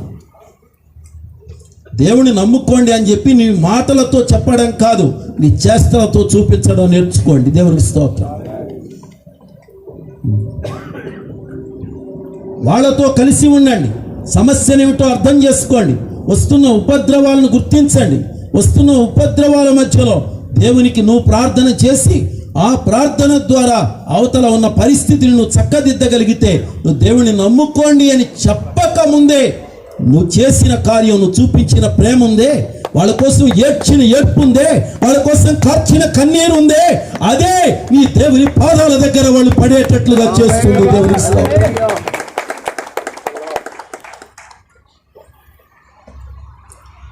అదేమిటంటే, ఎక్కడో మనకి ఇష్టం వచ్చిన నినాదాలు మాత్రం పట్టుకుంటాం మనం. ఆనందించుడి, మరల చెప్పుదును ఆనందించుడి, ఎల్లప్పుడూ ఆనందించుడి. ఇది భలే పట్టుకున్నారండి మన వాళ్ళు. రివైవల్ స్పీకర్సం కదా మనం అందరం, చారిస్మాటిక్ మూమెంట్ కదా మనదంతా, పెంటెకోస్టల్ స్పిరిట్ కదా మనదంతా. Joy joy joy in the presence of the Lord, rejoice always in the presence of God. Okay, ఎప్పుడు నాన్న, ఎప్పుడు రిజాయిస్? ఎప్పుడు? అవతల ప్రజలు చచ్చిపోతున్నారయ్యా, అవతల ప్రజలు నరకానికి వెళ్ళిపోతున్నారయ్యా. అనేక మంది నరకంలో పడడానికి నరకపు టంచుల మీద ఉంటే how you are going to rejoice? I'll people are perishing over there. ప్రజలు చచ్చి నాశనానికి పరిగెత్తుకుంటూ వెళుతున్న ప్రజలు నీ కళ్ళ ఎదుట కనబడుతున్నప్పుడు నువ్వు ఎలా రిజాయిస్గా ఉండగలుగుతావు? ఒక గొప్ప దైవజనుడు ఇలా అంటాడు, నా కళ్ళ ఎదుట కనిపిస్తున్నటువంటి చివరి ఆత్మను, చివరి వ్యక్తిని నేను బయటకు తీసుకువచ్చే వరకు. దాన్ని ఎలా వర్ణిస్తాడంటే, ఒక పెద్ద వరద వచ్చింది, ప్రమాదం వచ్చింది, దాంట్లో ప్రజలు కొట్టుకుని పోతున్నారు. ఆ చివరి వ్యక్తిని కూడా చాలా మందిని తీసుకొచ్చి ఒడ్డును నిలబెట్టాడు. ఇంకా చాలా మంది, ఇంకా 2-3 ఉన్నారు, కొట్టుకుపోతున్నారు. చాలురా బాబు, నువ్వు చేసింది చాలు, చాలా మందిని కాపాడావు, చాలు, టేక్ రెస్ట్ అని అంటుంటే ఇతడు అన్నాడట, ఆ చివరి వ్యక్తిని కూడా, చివరి వ్యక్తిని తీసుకువచ్చే అంతవరకు నాకు ఆనందం లేదు. తెచ్చిన వ్యక్తులను గురించి ఆనందించాను నేను, కానీ కొట్టుకుపోతున్న వ్యక్తి ఉన్నాడే, అతన్ని నేను బయటకు తెచ్చే వరకు నాకు ఆనందం ఉండదు. వాడొక్కడు చచ్చిపోయినా నా నిర్లక్ష్యం వలన, నా సుఖాసక్తత వలన, నేను ఎక్కడైనా అశ్రద్ధ చేస్తే, నేను కొంచెం సేపు రెస్ట్ తీసుకుంటే, ఆ ఒక్కడు పోతే నా జీవితాంతం ఆ ఒక్కడి కొరకు నేను ఆ ఒక్కడిని పోగొట్టుకున్నా, నేను ఏడుస్తాను అన్నాడు అతడు. మీరు ఆలోచిస్తే, మనం ఆలోచిస్తే, ఎంతమంది మన కళ్ళ ఎదుట చేజారి వెళ్ళిపోతున్నారు, ఎంతమంది నాశనం అయిపోయారు, ఎంతమంది చచ్చిపోతున్నారు. దానికి రెస్పాన్సిబిలిటీ ఎవరిది? ఆ బాధ్యత తీసుకోరా ఎవరు? దేవుడు నన్ను బహుగా ఆశీర్వదించాడు అని సాక్ష్యం చెప్తారా? ఎవరికి కావాలి నిన్ను ఆశీర్వదించిన సాక్ష్యం? ఎవరికి కావాలి మిమ్మల్ని ఆశీర్వదించిన సాక్ష్యం? మీరు నేను తిరుగుతున్నటువంటి కార్లను గురించిన సాక్ష్యమో, మేడలను గురించిన సాక్ష్యమో సమాజానికి అవసరమా? ఇది నువ్వు చేసిన త్యాగం నీ జీవితానికి ఒక సాక్ష్యం కావాలి. నీవు ఇతరులను రక్షించడానికి నీవు అర్పించుకున్న అర్పణ, నువ్వు చేసిన త్యాగం, నువ్వు చేసినటువంటి వెల, నువ్వు చెల్లించిన వెల, అది నీ సాక్ష్యం కావాలి. దేవునికి స్తోత్రం కలుగును గాక. అది సాక్ష్యం కావాలి. మిగిలిన ప్రజలకున్న ఇంగిత జ్ఞానం చూడండి. లేచి నీ దేవునికి ప్రార్థన చెయ్యి అన్నారు. ఇతగాడు ప్రార్థన చేయమన్నా లేవాడండోయ్. ఒక రకమైన మొండితనం. ఎందుకంటే ప్రార్థన చేస్తే దేవుడు మళ్ళా తిరిగి పలకరిస్తాడని చెప్పి తెలిసి తనకి, ఎరా బుద్ధిహీనుడా అంటాడేమో. అందుకని దేవునితో మాట్లాడడానికి కూడా అంత సుముఖత చూపించాల. అడ్రస్ అడిగారు వాళ్ళు. అడ్రస్ భలే చెప్పాడండోయ్. నేను హెబ్రీయుణ్ణి, ఆకాశమునకు భూమికి సృష్టికర్త అయ్యుండి సముద్రమునకు సమస్తానికి దేవుడై ఉన్నటువంటి దేవాది దేవుని యందు నేను భయభక్తులు కలిగిన వాడిని. సాక్ష్యం చూడండి, సూపర్.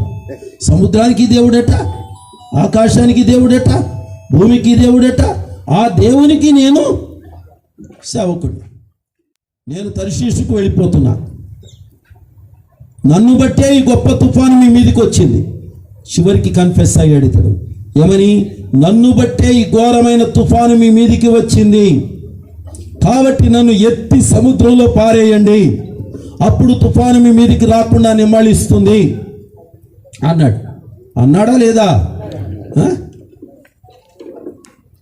నన్ను క్షమించు ప్రభువా, నన్ను బట్టే వీళ్ళ మీదకి తుఫాను వచ్చింది, నేను మళ్ళా తిరిగి నినివేకి వెళ్తాను, నువ్వు వెళ్ళమన్న చోటుకి వెళ్తాను, వీళ్ళ మీదకి రాకుండా చెయ్యి నాయనా, కాపాడు నాయనా, వీళ్ళని కనికరించు నాయనా, నేను దారి తప్పానయ్యా, మరలా తిరిగి నేను నువ్వు వెళ్ళమన్న చోటుకి వెళ్తానయ్యా అని ఏడవచ్చుగా. అబ్బే, ఇంత జరుగుతున్నా కానీ నినివేకి వెళ్ళడం ఇష్టం లేదు అబ్బాయి గారికి. అస్సలు పట్టుదల అంటే, నిజమైన పట్టుదల గల సేవకుడు అంటే యోనానేనండి. సూపర్ పట్టుదల అండి బాబు.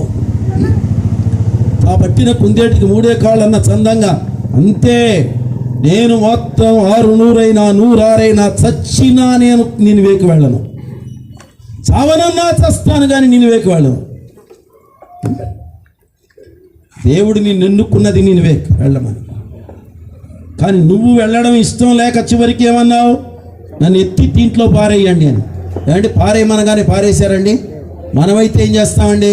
మనకు వ్యతిరేకంగా గనక ఎవరన్నా ఏదైనా ఒక తీర్మానం చేసుకుంటే పళ్ళు కొరుకుతారా లేదా మీరందరూ? మరి మీ యూనియన్ అంతా పళ్ళు కొరుకుతారా? మీ యూనియన్ నాయకులు కూడా పళ్ళు కొరుకుతారా? మాట్లాడరా? తణుకులో పళ్ళు కొరికేవాడు ఎవడు లేడు కదా. ఎవరి మీద అసలు మీకు కోపమే లేదు. మీకు వ్యతిరేకంగా ప్రభుత్వాలు తీర్మానాలు చేసినా మీకు కోపం ఉండదు. అసలు డౌన్ డౌన్ అనే అన్నే అనరు మీరు కదా. మంచోళ్ళ మధ్యకి వచ్చా నేను. మనకు ప్రతికూలంగా చిన్న నిర్ణయాలు ఎవరైనా తీసుకుంటే మన ఒళ్ళు ఎంత మండిపోతుందండి. ఈ రోజున ఎంత ఒళ్ళు మండుతుందండి మనకి. ఏం తీర్మానాలు చేసుకుంటున్నామండి. అప్పటికప్పుడే సమావేశాలు పరిచి బోళ్ళన్నీ రాతలు పూతలు రాసేసి ఎన్నో రకాలుగా మనం అర్జీలు పెట్టేసుకొని దానికోసం తాపత్రయాలు. ఎన్ని తాపత్రయాలండి మనకి. అసలు జరిగింది ఎందుకు జరిగిందో ఎప్పుడైనా ఆలోచించామా? ఇలాంటి పరిస్థితులు, ఇలాంటి పరిణామాలు మనకి ఎందుకు వచ్చాయో, వీటి వెనక మన హస్తం ఎలా ఉందో అది ఎప్పుడైనా మీరు ఆలోచించారా? మీకు సంగతి చెప్పనా? ఇశ్రాయేలు ప్రజానీకం మీదికి అన్య జనులు వచ్చి పరిపాలన చేసింది ఎందుకో తెలుసా మీకు? బబులోనీయులు ఇశ్రాయేలీలను, యూదా వారిని తీసుకుని వెళ్ళింది ఎందుకో తెలుసా? బైబిల్ చదవండి, చాలా చక్కగా అర్థమవుతుంది. అది బబులోనీయుల తప్పు కాదు.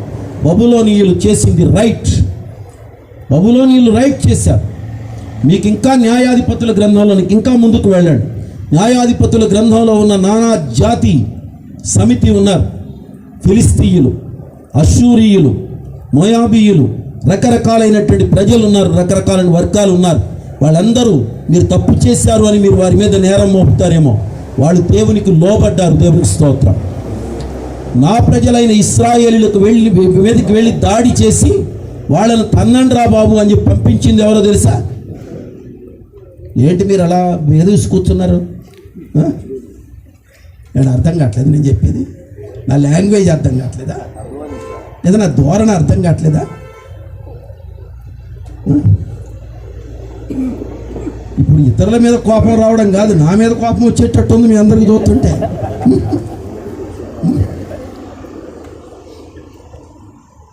వెళ్ళి తన్నండి రా బాబు అని చెప్పింది దేవుడా కాదా అని నేను అడుగుతున్నా అంతే. అవునా కాదా? దేవుడు బబులోను రాజైన నెబుకద్నెజరుని ఇశ్రాయేలు మీదకి పంపించింది దేవుడా కాదా? ఎందుకు పంపాడు? ఇప్పుడు వాళ్ళ మీద వ్యతిరేకంగా తిరగబాటు చేయండి. మీరేమన్నా మీకేమైనా పప్పులు ఉడుకుతాయేమో చూద్దాం, మీకేమైనా బెనిఫిట్స్ వస్తుందేమో చూద్దాం. ఉంటారండి సేవకులు, ఎందుకు ఉండరు? కొంతమంది. హనన్యా అనే సేవకుడు ఉన్నాడు. అది ఇర్మియా గారికి రెబల్గా ఉన్నటువంటి సేవకుడు. ఆయన అఫీషియల్ ప్రాఫిట్ హనన్యా. అక్కడ ఆయన దగ్గర వచ్చేంత మంది ఉన్నారు, మంది మార్బలం. అంతేకాదు ఇర్మియా ప్రవచనం చెప్పుకుంటూ వెళుతుంటే, ఇదిగో బబులోను కాడిని నేను ఈ విధంగా మీ మీదకి రప్పించబోతున్నానని కొయ్య కాడి మీద వేసుకుని బయలుదేరాడట.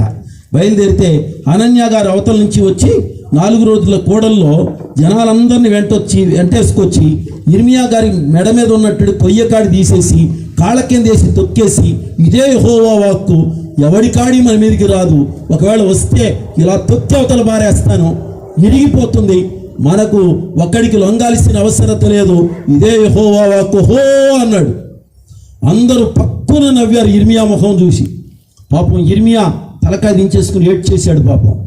ఆ తర్వాత ఇంటికి వెళ్ళిపోయి ఏడుస్తూ అంటాడు, అయ్యా నీ పేరు నా నోట ఎత్తగానే అది అవమానమునకు, నిందకు, అపహాస్యమునకు, హేళనకు కారణమవుతుందయ్యా. నేను చెప్పలేనయ్యా ఇటువంటి జనాల మధ్య, ఇక నేను మానేస్తానయ్యా అన్నాడు. దేవుని సేవకులకు అవమానాలు వస్తాయి, అపహాస్యాలు వస్తాయి, హేళనలు వస్తాయి, దూషణలు వస్తాయి. కానీ దేవుడు చెప్పమన్న మాట మీరు చెప్తే అవతల వాడి మాట కాదు నెరవేరేది, నీ మాట మాత్రమే ఖచ్చితంగా నెరవేరి తీరుతుంది. దేవునికి స్తోత్రం కలుగును గాక. బబులోను రాజు మన మీదకి రాడు అన్నాడు ఆయన, కానీ బబులోను రాజు వచ్చి పడ్డాడు. ఈ తిరుగుబాటు వలన బబులోను రాజు కొయ్య కాడికి బదులుగా ఇనప కాడిగా తయారైపోయి కూర్చుంది. మన భారాలను మనమే అధికం చేసుకుంటున్నాం, మన బరువులు మనమే పెంచుకుంటున్నాం. అనేక సార్లు మన తిరుగుబాటులే మన యొక్క శ్రమకు, అధిక శ్రమకు హేతువులుగా మారుతున్నాయి. ఇది అర్థం చేసుకోవడం లేదు. మనం అవగాహన రహితమైనటువంటి పరిచర్యలు చేసుకుంటూ వెళితే దేశం అనర్థాల పాలైపోతుంది, భయంకరమైనటువంటి అయోమయ పరిస్థితిలోనికి వెళ్ళిపోతుంది. గుర్తు చేసుకోవాలి. పారేయండి అని చెప్పంటే పారేశారండి వాళ్ళు? పారేశారా? పారేయలేదు. పారవేయండి అని అన్నా కూడా నన్ను ఎత్తి సముద్రంలో పారేయండి, నా మూలంగానే ఇది వచ్చింది అంటే మనమైతే పళ్ళు కొరికేవాళ్ళం. మనమైతే దరిద్రుడా నీ మూలంగా ఇంత నష్టం వచ్చిందిరా, అంత నష్టం వచ్చిందిరా అని చెప్పి వాడు తొయ్యమని చెప్పి అనకముందే వీళ్ళే దోసేసేవాళ్ళు. మనమైతే ఛాన్స్ దొరకాలి, కానీ ఎంతమందిని దోసేస్తారో మీరంతా. హలో, దొరకడం లేదు కాబట్టి ఆగారు, కానీ దొరికితే ఎంతమందిని దోసేస్తారో. దోసేసిన తర్వాత ప్రైజ్ అలాడు అంటారు. నాకు తెలుసు ఆ సంగతి. అన్యులకున్న ఇంగిత జ్ఞానంలో వాళ్ళు తొయ్యల మేనరిజం అనేది వాళ్ళకుంది, కన్సర్న్ ఉంది. ఒక వ్యక్తి యొక్క విలువ వాళ్ళకు తెలిసినట్లుగా మనకు తెలియడంలా. ఒక వ్యక్తి తప్పే చేసి ఉండొచ్చు, నేరం చేసి ఉండొచ్చు, మనకు నష్టం కలిగించి ఉండొచ్చు, మన ఆస్తులన్నిటికీ పాడు చేసిన వాడై ఉండొచ్చు. వాడిని చంపితే నా ఆస్తి తిరిగి వస్తుందా? వాడిని చంపడం కాదు సొల్యూషన్, వాడిని ఏదో ఒక రీతిగా కాపాడాలి. అందుచేత ఓడను సాధారణ మ్యాక్సిమం ఓడను తేలిక చేయడానికి ప్రయత్నం చేశారే తప్ప ఇతన్ని ఎత్తి పారేయడానికి ఏమాత్రం పూనుకోలేదు వాళ్ళు. కానీ ఉపద్రవం బాగా అధికమవుతున్నప్పుడు, ఇక తప్పని పరిస్థితిలో, దేవా ఈ పని నువ్వే చేశావు, అని దేవునికి ప్రార్థన చేసి, ఎవరికి ప్రార్థన చేశారు వీళ్ళు? దేవునికి. ఇప్పటిదాకా వాళ్ళు మొక్కిన దేవతలకు కాదు. ఇప్పుడు యోనా గారు చెప్పాడుగా దేవుని గురించి. ఆ దేవునికి వీళ్ళు ప్రార్థన చేసి, ఈ యొక్క నిరపరాధిని చంపితివన్న నేరము మా మీద నీవు మోపకుందువు గాక అని దేవుని దగ్గర మనవి చేసుకొని యోనాను ఎత్తి లోపల పారేశారు. వెంటనే ఏమైపోయింది? సముద్రం నిమ్మళమైంది. వెంటనే వాళ్ళు ఏం చేశారో తెలుసా? దేవునికి మొక్కుబడులు చెల్లించారు. దేవునికి స్తోత్రం కలుగును గాక. హల్లెలూయా. వాళ్ళ దేవతలను పక్కన పెట్టి వేసి మొత్తానికి ఈ దేవుణ్ణి వాళ్ళు మొక్కి దేవుని స్తుతించారు. దేవునికి స్తోత్రం. అది కూడా మంచిదే కదండి అంటారా? నువ్వు చేసే చెడును కూడా దేవుడు కొన్నిసార్లు తనకు అనుకూలంగానే మార్చుకుంటాడు. దేవునికి స్తోత్రం. అది నీ క్రెడిట్ కాదు, అది వాళ్ళ యొక్క మంచి బుద్ధిని చూపించడానికి వ్రాయబడిన విధానం. దేవునికి స్తోత్రం. They are more better than you. వాళ్ళు మీకంటే చాలా మంచివాళ్ళు. అందుకే ఎప్పుడూ కూడా మీ ప్రక్కన ఉన్న అన్యుల్ని కానీ, అలాగే మీ ప్రాంతాల్లో ఉన్న అన్యజనులను కానీ వాళ్ళను ఎప్పుడు కించపరుస్తూ మాట్లాడకండి. వాళ్ళని ఎప్పుడు తగ్గించకండి. వాళ్ళకుండేటువంటి ప్రేమలు, వాళ్ళకుండే అభిమానాలు, వాళ్ళకుండేటువంటి మంచితనాలు వాళ్ళ దగ్గర ఉన్నాయి. అవసరమైతే వాళ్ళ దగ్గర కూడా చూచి పాఠాలు నేర్చుకోండి. మనం నమ్మింది గొప్ప దేవుణ్ణే, కానీ దేవుని నమ్మడంతో సరిపోదు. దేవుని నమ్మిన మనం దేవుని బుద్ధులను మనం వ్యక్తం చేయాలి. అవతల వాడు దేవుని నమ్మకుండానే మేనరిజం కలిగి ఉన్నాడు, ఇంగిత జ్ఞానాలు ఉన్నాయి, కన్సర్న్ ఉంది, వాళ్ళకి సరి అయినటువంటి విచక్షణ జ్ఞానాలు ఉన్నాయి. వాటిని చూచి మనం నేర్చుకోవడం అవసరం. అలాగే వాళ్ళు మేల్కొల్పితే లేచి ప్రార్థన చేయడం అవసరం. దేవునికి స్తోత్రం కలుగును గాక. మొత్తానికి అక్కడితో అక్కడ స్టోరీ అయ్యింది. యోనా గారు ఎక్కడికి వెళ్ళాడు? ఇప్పుడు మళ్ళీ నినివే ఒడ్డుకి వెళ్ళాడు. ఎలా వెళ్ళాడు తెలుసుగా మీకు? లోపల పడగానే తిమింగలానికి దేవుడు ఆజ్ఞాపించాడట, అది వచ్చి లోపల వేసుకుంది. మనమైతేనా కమ్మగా లొట్టలేసుకుని తినేసేవాళ్ళం. ఏదైనా సరే అంత మంచి ఆహారం దొరికినా కూడా కనీసం నెమరు వేయకుండా అలాగే లోపలికి కాక తీసుకెళ్లకుండా ఇక్కడే అట్టి పెట్టుకుందట. అది ఇక్కడికి వెళ్తే ఏమయ్యేవాడో నాకు తెలియదు కానండి, ఇక్కడే అట్టి పెట్టుకొని మొత్తానికి నెమరు వేయకుండా, చప్పరించకుండా, నవలకుండా, మెంగకుండా మొత్తానికి అలా పెట్టుకొని నోరు మూసుకొని అక్కడ దాకా పరిగెత్తుకెళ్ళి ఆ ఒడ్డునికి ఎక్కిందట. వెళ్ళి అప్పుడు దేవుడు యెహోవా వాక్కు మరొకసారి యోనాకు ప్రత్యక్షమై, నినివేకు వెళ్ళి ప్రకటించవయ్యా, ఇంకా 40 రోజుల్లో నినివే పట్టణం దీనికి దుర్గతి కలగబోతుందని చెప్పు అంటే, ఇక తప్పని పరిస్థితిలో వెళ్ళి 3 దినముల ప్రయాణమంతా విస్తారమైనటువంటి విస్తీర్ణము కలిగిన పట్టణంలో 1 దినం మాత్రమే వెళ్ళి ప్రకటించాడట. ఎవరు? యోనా. వన్ డే దాని మీదకి రాబోతున్న ఉపద్రవాన్ని గురించి వెలుగెత్తి చెప్పాడు. వెలుగెత్తి చెప్తే ఆ ప్రకటన విన్న వ్యక్తులట వాళ్ళు మారు మనసు పొందారట. దేవునికి స్తోత్రం. ఈ ప్రకటన మెల్లగా రాజుగారి దగ్గరికి వెళితే రాజు గద్దె మీద నుండి దిగి కింద కూర్చొని గోనె పట్ట కట్టుకొని రాజు యొక్క సేనానులు, అధిపతులు, రాజ్యమంతా చాటించింది ఏమిటో తెలుసా? మీరెవ్వరూ భోజనం చేయడానికి వీల్లేదు, పశువులు కూడా మేత వేయడానికి వీల్లేదు. దేవుడైన యెహోవా మన ఎడల కరుణ చూపించి తన మనసు మార్చుకొని పశ్చాత్తాపడి మనల్ని కరుణిస్తాడేమో, కాబట్టి ఎవరు ఉపవాసం ఉండి, అందరూ కూడా ఉపవాసం ఉండి ప్రార్థన చేయండి అని ఉపవాస దినము చాటించి రాజ్యమంతటా కూడా ఈ విషయాన్ని వెల్లడి చేశారు. దేవునికి స్తోత్రం. ఎవరు చేయాల్సిన పనిది? యోనా మారు మనసు పొందండి అని చెప్పాడా?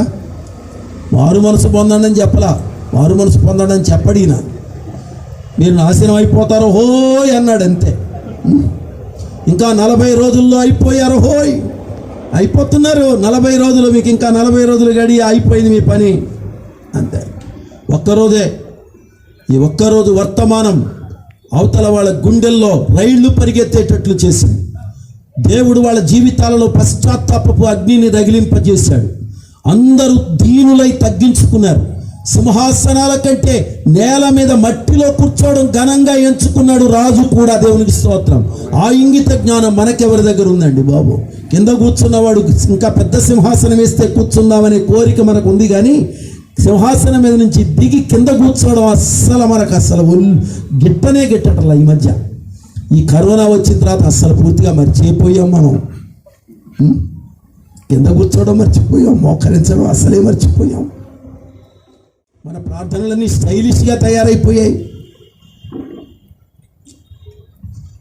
హంబుల్గా లేవు, హ్యూమిలిటీగా లేవు. నినివేను చూసి నేర్చుకుంటే బాగుంటుందేమో.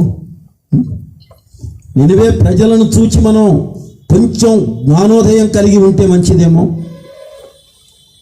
దేవుడు ఏం చూచాడో తెలుసా? నినివే ప్రజల యొక్క జీవితాల్లో ఉన్నటువంటి వాళ్ళ చెడుతనమును విడిచిపెట్టడం దేవుడు చూచాడు. వాళ్ళు పశ్చాత్తాపపడ్డాన్ని చూచాడు.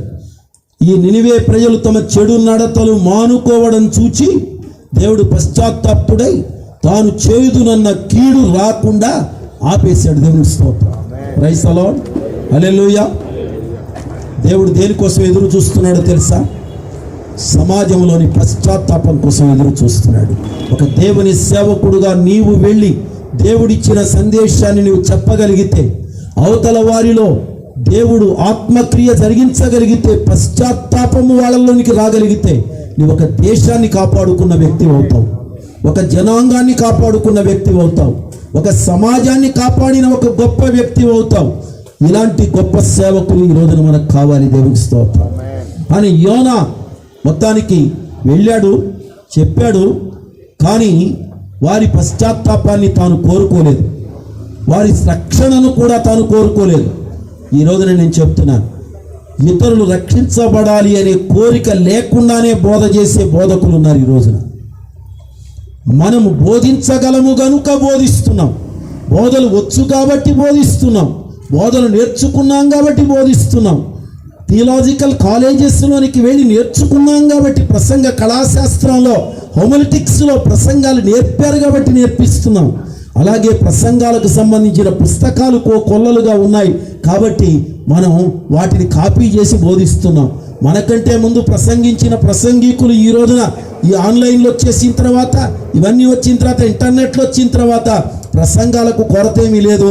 అవతలవాడి ప్రసంగాన్ని కాపీ చేసి మక్కి దించేస్తున్నాం శుభ్రంగా.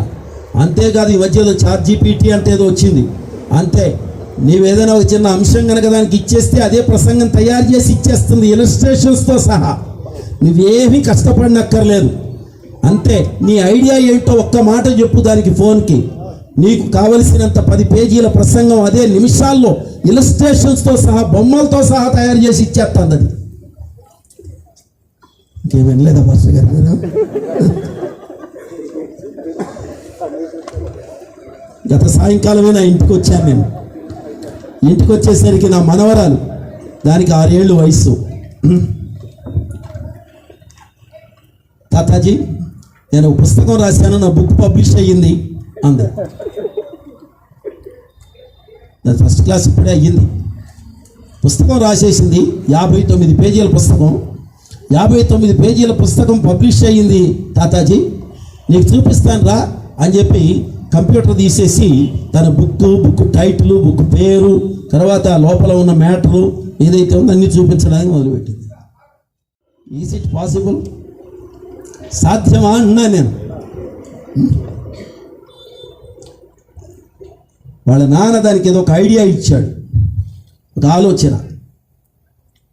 ఆలోచన కాస్త దాని మీద ప్రజెంట్ చేసింది. ఈ ఆలోచనను తీసుకుని వెళ్ళి దాంట్లో పెట్టగానే వెంటనే అది కాస్త దానికి సంబంధించినటువంటి మ్యాటర్ని అంతటినీ కూడా దానంతట అదే క్రియేట్ చేసి బొమ్మలతో సహా ఏదో ఒక అనాథ బిడ్డను గురించినటువంటి వృత్తాంతాన్ని దానికి ఒట్టిగా ఎక్కడో ఆఫ్రికా దేశంలో ఉన్న ఒక అనాథ పిల్లను గురించి ఆమె అనుభవిస్తున్న ఇబ్బంది ఇది అని చెప్పి, దానికి ఎలా సొల్యూషన్ ఏమిటి అని చెప్పి ఏదో ఒక చిన్న మాట 2 లైన్లు ఇస్తే దాని మీద 59 పేజీల పుస్తకం ఇలస్ట్రేషన్స్తో సహా, బొమ్మలతో సహా కంప్లీట్గా వచ్చి కూర్చుంటే వెంటనే రచయిత ఆథర్ ప్రదీప్తి సజ్జా అని పెట్టేసుకొని వేసేస్తే ఆ బుక్ పబ్లిష్ అయిపోయింది అక్కడ. ఆల్రెడీ మనం ఏం చేయాల్సిన అవసరం లేదు. ఎంత గొప్ప పరిజ్ఞానం ఉన్న సమయంలో దేన్నైనా కాపీ చేసేసి కొట్టేస్తున్నాం, గుండెల్లో భారం మాత్రం లేదండి మనకి. నా లైబ్రరీలో దాదాపుగా 7-8 పుస్తకాలు ఉండేవి. ప్రసంగ మంజరి, ప్రసంగ తరంగిణి, అలాగే ప్రసంగ కుసుమాలు, ఇలాంటివేవో ఉండేవి. ఆకస్మికంగా నా యొక్క లైబ్రరీలో ఉన్నటువంటి ఈ సిరీస్ ఏవైతే ఉన్నాయో ఒకేసారి ఖాళీ అయిపోయినాయి, కనపడలా. ఎవరో ఎత్తేసారు. ఏమైందిరా బాబు అనుకున్నాను. ఇంటి దొంగను ఈశ్వరుడైనా పట్టలేడు అంటారు కదా, అదే మొత్తానికి ఎవడో కొట్టేశాడు, దొరకలా నాకు. దాదాపుగా ఒక 2-3 నెలలు అయిపోయిన తర్వాత ఒక వ్యక్తి దాంట్లో ఉన్న ప్రసంగాలన్నీ చేస్తూ కనబడ్డాడు నాకు. దీనికి ఇన్ని ప్రసంగాలు ఎక్కడి నుంచి వచ్చినాయిరా బాబు అనుకున్నా నేను. నాకు అర్థమైపోయింది, నా పుస్తకాలన్నీ ఇతగాడి దగ్గర ఉండుంటాయి, దాంట్లో కాపీ కొడుతున్నాడు ఇతడు. కొద్ది రోజులు ఆగిన తర్వాత చేసుకొని వెళ్ళిపోని అని అనుకుని కాసేపు ఆగిన తర్వాత ఎలా మెల్లగా కొంచెం కూపీ లాగితే నేనే తీశాను పాస్టర్ గారు అన్నాడు. ఏమయ్యా దొంగతనం చేసి ప్రసంగాలు చేస్తున్నావు, ఎలా కార్యాలు జరుగుతాయి అనుకుంటున్నాను. నువ్వు మంచి ప్రసంగికుడవు అని అనిపించుకోగలవు, కానీ మంచి ఆత్మల సంపాదకుడు అవ్వవయ్యా నువ్వు. రేపు దేవుని ఎదుట ఒక నేరస్తుడుగా నువ్వు మిగిలిపోతావు. You can ask me and you can get that book from me. నువ్వు అడగొచ్చు, నా దగ్గర నుంచి తీసుకోవచ్చు పుస్తకాన్ని, దానికి దొంగతనాలు అక్కర్లా. You have lot of freedom. నా దగ్గర నీకు కావాల్సినంత స్వేచ్ఛ ఉంది, అడుగు, నేర్చుకుంటానని చెప్పు, నేర్చుకో, ఇంకా నేర్పిస్తాను కావాలంటే నేర్చుకో. కానీ ఇలాంటి పనులు మంచిది కాదన్నాను అనుకోండి, అది వేరే విషయం. సరే, జాగ్రత్తగా గమనించండి. ఇక్కడ ఉన్నటువంటి విషయం ఏమిటంటే, ఇతగాడు వెళ్ళాడు, బోధ చేశాడు. బోధ చేసేసిన తర్వాత అవతల వాళ్ళందరూ పశ్చాత్తాపడి ప్రార్థనలో కూర్చున్నారు. వాళ్ళతో కలిసి బోధకుడు ప్రార్థనలో కూర్చోవాలి కదండి. అబ్బే, ఇతగాడు పశ్చాత్తాపడుతున్న ప్రజల గుంపులో ప్రార్థనలో కూర్చోవాలా. ప్రార్థనలో కూర్చోకుండా ఒకరోజు బోధ చేసి అవతల వాళ్ళందరూ కూడా ఎవరెవరినో దూతలను పెట్టేసి ప్రకటనలు చేసేసుకుంటుంటే వీళ్ళని వదిలేసి పశ్చాత్తాపడుతున్న ప్రజల మధ్యలో ఉండడం ఇష్టం లేక, ఏమైనా చెమలు జొర్లు ఏమైనా పాకినీయమో ఉంటే మీద నాకు తెలియదు, అక్కడ ఉండడం ఇష్టం లేక నినివే పట్టణానికి వెలపెట్టికి వెళ్ళి ఒక పందిరి వేసుకున్నాడట. దూరంగా పోయినా బాగుండేది, చెప్పేశాను కదా నా పని అయిపోయింది కదా అని దూరంగా వెళితే బాగుండేది. దూరంగా వెళ్లకుండా పట్టణం కనబడుతున్నంత దూరంలో పందిరి ఒకటి వేసుకున్నాడు. పందిరి వేసుకొని దాని కింద పడుకున్నాడు. ఆకస్మికంగా దేవుడు ఒక సొర చెట్టును ఒలిపించాడు. సొర చెట్టు కాస్త చకచకా పెరిగిపోయి బ్రహ్మాండమైనటువంటి నీడ ఇచ్చింది. చాలా సంతోషించాడట. అదంతా ఉంది బైబిల్లో. అతడు చాలా సంతోషించాడు, సొర చెట్టును చూచి సంతోషించాడు. చాలా హాయిగా కాసేపు రెస్ట్ దొరికింది. అదే ఏసీ రూమ్ అనుకుంటా పాపం మహానుభావుడికి, అంతే కదా. అవతల జనాలేమో పశ్చాత్తాపంతో ఏడ్చి గగ్గోలు పెట్టి గోనె పట్టలు కట్టుకుని ఏడ్చి ప్రార్థనలు చేసుకుంటుంటే మనవాడికి ఏసీ రూమ్ కావాల్సి వచ్చింది. హాయిగా సొర చెట్టు కింద పడుకున్నాడు, సంతోషించాడు, ఆనందించాడు.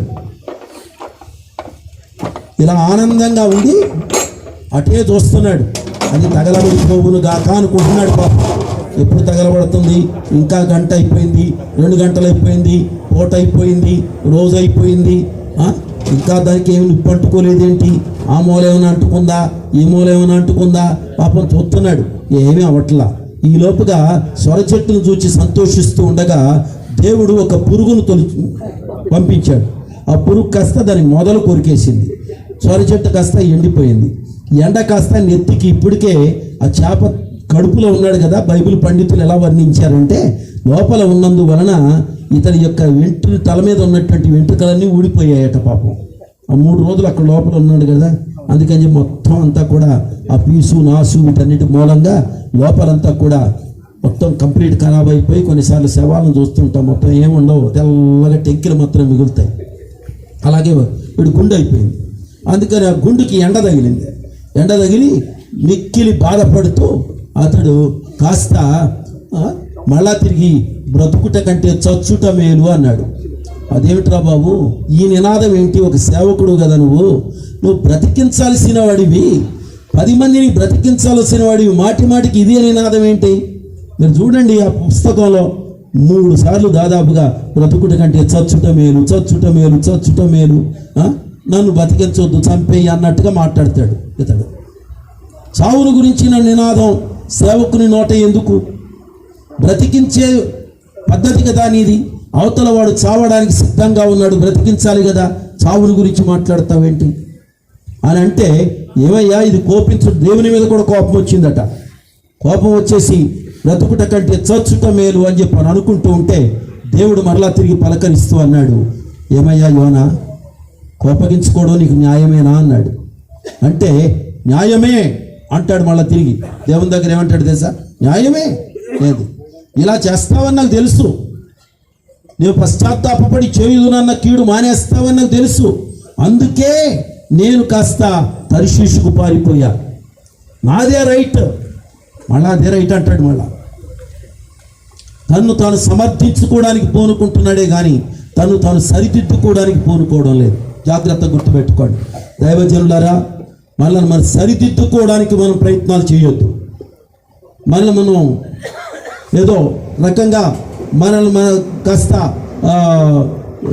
ఏదో ఒక కాంప్రమైజ్ అయిపోవడానికి ప్రయత్నం చేయొద్దు, సమర్థించుకోవడానికి ప్రయత్నాలు చేయొద్దు, సరిదిద్దుకోవడానికి ప్రయత్నం చేద్దాం. దేవునికి స్తోత్రం. మరలా చెప్తున్నాను వినండి జాగ్రత్తగా. సమర్థించుకోవడానికి ప్రయత్నాలు చేయొద్దు, సరిదిద్దుకోవడానికి ప్రయత్నిద్దాం, సరిదిద్దుకుందాం, సరిచేసుకుందాం, సమాజానికి ఉపయోగకరంగా ఉండడానికి మనం పూనుకుందాం.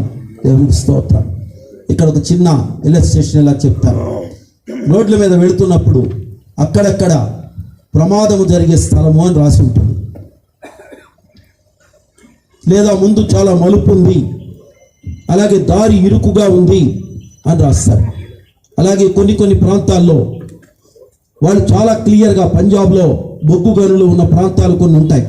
ఆ గనుల ఏరియాలో భూమి ఆకస్మికంగా కృంగిపోతుంది వెళుతూ ఉండగానే. అందుచేత మీ ఎదుట ఉన్న భూమి ఎప్పుడైనా అదృశ్యం కావచ్చు, కాబట్టి జాగ్రత్త అని రాశాడు ఒక బోర్డు మీద. అలాగే ఇంకొక బోర్డు మీద ఇక్కడ అనేక మంది ప్రజలు చనిపోయారు అని రాశాడు. ఇవన్నీ ఎందుకో తెలుసా? జనాలు చచ్చిపోవడానికి పెట్టిన బోర్డులు కాదని, కాషన్ బోర్డ్స్ అంటారు. అవన్నీ హెచ్చరిక బోర్డులు. ఇక్కడ ప్రమాదాలు జరిగాయి, ఆ ప్రమాదం నీకు కలగకూడదు అని. నాలాంటి లేక మీలాంటి సేవకుడు ఒక ఆయన మొత్తానికి ప్రభుత్వ ఉద్యోగం చేస్తూ వెళ్ళి బోర్డు పెట్టిరారా అని చెప్పి ప్రభుత్వ అధికారులు ఎవరో మనకు ఆజ్ఞాపించారు. వెళ్ళి ఒక బోర్డు వెళ్ళి పాతి వచ్చి అక్కడ బోర్డు పాతి వచ్చేసి ప్రతిరోజు ఏం చేస్తున్నానో తెలుసా? బోర్డు పాతి వచ్చిన తర్వాత ఎన్ని ప్రమాదాలు జరిగాయి అని చెప్పి లెక్కలు వేసుకుంటున్నా. నేను బోర్డు పాతిన తర్వాత ఒక్క ప్రమాదం కూడా, బోర్డు పాతక ముందు చాలా ప్రమాదాలు జరిగాయి, బోర్డు పాతిన తర్వాత ప్రమాదం ఏం జరగల. కానీ నేనేం చేస్తున్నాను తెలుసా? ప్రమాదము జరుగు స్థలము అని చెప్పి బోర్డు పెట్టమన్నాడు, ప్రమాదం జరగలేదేంటి? 1 రోజు అయిపోయింది, 2 రోజులు అయిపోయింది, 4 రోజులు అయిపోయింది, 5 రోజులు అయిపోయింది, ప్రమాదాలు జరగల. అంతకుముందు ప్రమాదాలు జరిగినట్లుగా ఉంది అక్కడ, కానీ ఇప్పుడు ప్రమాదాలు జరగల. ప్రమాదం ఏమైనా జరిగితే బాగుండు అనుకుంటున్నా నేను పెట్టిన బోర్డుకి అది నెరవేర్పు కావాలి. ఏమని? ప్రమాదము జరుగు స్థలము అన్నాను కదా, అందుకని ప్రమాదము జరిగితే ఆ ప్రమాదము జరుగు స్థలము అని చెప్పి పెట్టిన బోర్డుకి సార్థకం అవుతుంది. అందుకని ప్రమాదము జరగాలి అని చెప్పి చూస్తున్నా, ప్రమాదం జరగట్లా. నాకు కోపం వచ్చింది. మీరు బోర్డు పెట్టమన్నారు సార్ నన్ను అక్కడ, నేను వెళ్ళి కష్టపడి బోర్డు పెట్టి వచ్చాను సార్, ఒక్క ప్రమాదం జరగలేదు సార్ 4 రోజుల నుంచి అని నేను వెళ్ళిపోయి ఆఫీసర్స్ మీద కైలాడుతూ వాళ్ళ మీద దుమారం ఎట్టుంది. ఏం మాట్లాడరే? అప్పుడప్పుడు ప్రవచనాలు చెప్పి ప్రవచనం నెరవేరలేదే అని చెప్పి అప్పుడప్పుడు లోపల గింజుకుంటున్నారు ఎందుకు? ప్రపంచానికి నాశనం వస్తుంది అని చెప్పి ప్రకటన చేస్తూ నాశనం రాలేదు కాబట్టి ఇంకెప్పుడు నాశనం వస్తుందని చూస్తున్నారు ఎందుకు? నాశనం వస్తుంది అనే మాట ఎందుకు చెప్పాం మనం? ఆ నాశనంలో నుంచి జనాలు తప్పుకోవడానికి, నాశనమును తప్పించుకోవడానికి వచ్చిన ప్రమాదాల గురించి మాట్లాడుతున్నాం. వాటి మీద విషము అని చెప్పి రాశాం. అది విషం అని ఎలా తెలుస్తుంది సార్? విషం ఇది ప్రాణాలను తీసేస్తుంది, ఇట్ ఈస్ ఎ డేంజర్, ఇది ముక్క చుక్క తాగినా లేకపోతే దీంట్లో ఉన్నటువంటి ఏది మీ నోట్లోకి మీ ముక్కులోకి వెళ్ళినా చచ్చిపోతారు అని చెప్పి అంటే అది అక్కడ పెట్టేసేసి ఎవడు చావట్లేదేంటి అంటే ఏమిటి అసలు? మన గుండెల్లో భారం ఉందా? ప్రజలు కాపాడబడాలని భారం ఉందా? చావాలని కోరిక ఉందా? రేపు పొద్దున చచ్చిపోయిన తర్వాత నా ప్రవచనం నెరవేరిందో హోయ్ అని చెప్పి బోర్డు వేసుకుని తిరుగుతావా? నినివే వాళ్ళు చచ్చిపోతే నీ ప్రవచనాలు నెరవేరాయి అని చెప్పి నువ్వు పెద్ద ప్రాఫిట్ అని చెప్పి బోర్డు పెట్టుకుంటావా? ఏమండి, ఇదేనా సేవ అంటే?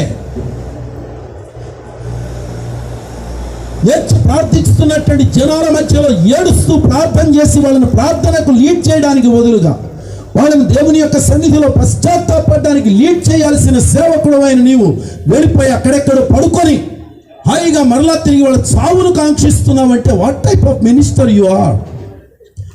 What type of servant you are?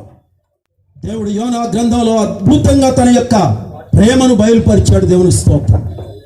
యోనాతో మాట్లాడుతూ అంటాడు, ఏమయ్యా, నువ్వు నాటకుండా, నువ్వు పెంచకుండా, నీరు పొయ్యకుండా, ఏమీ చెయ్యకుండా ఆకస్మికంగా ఒక్క రాత్రిలోనే పుట్టి పెరిగినటువంటి స్వర చెట్టును గురించి నువ్వు ఇంత విచారపడుతున్నావే?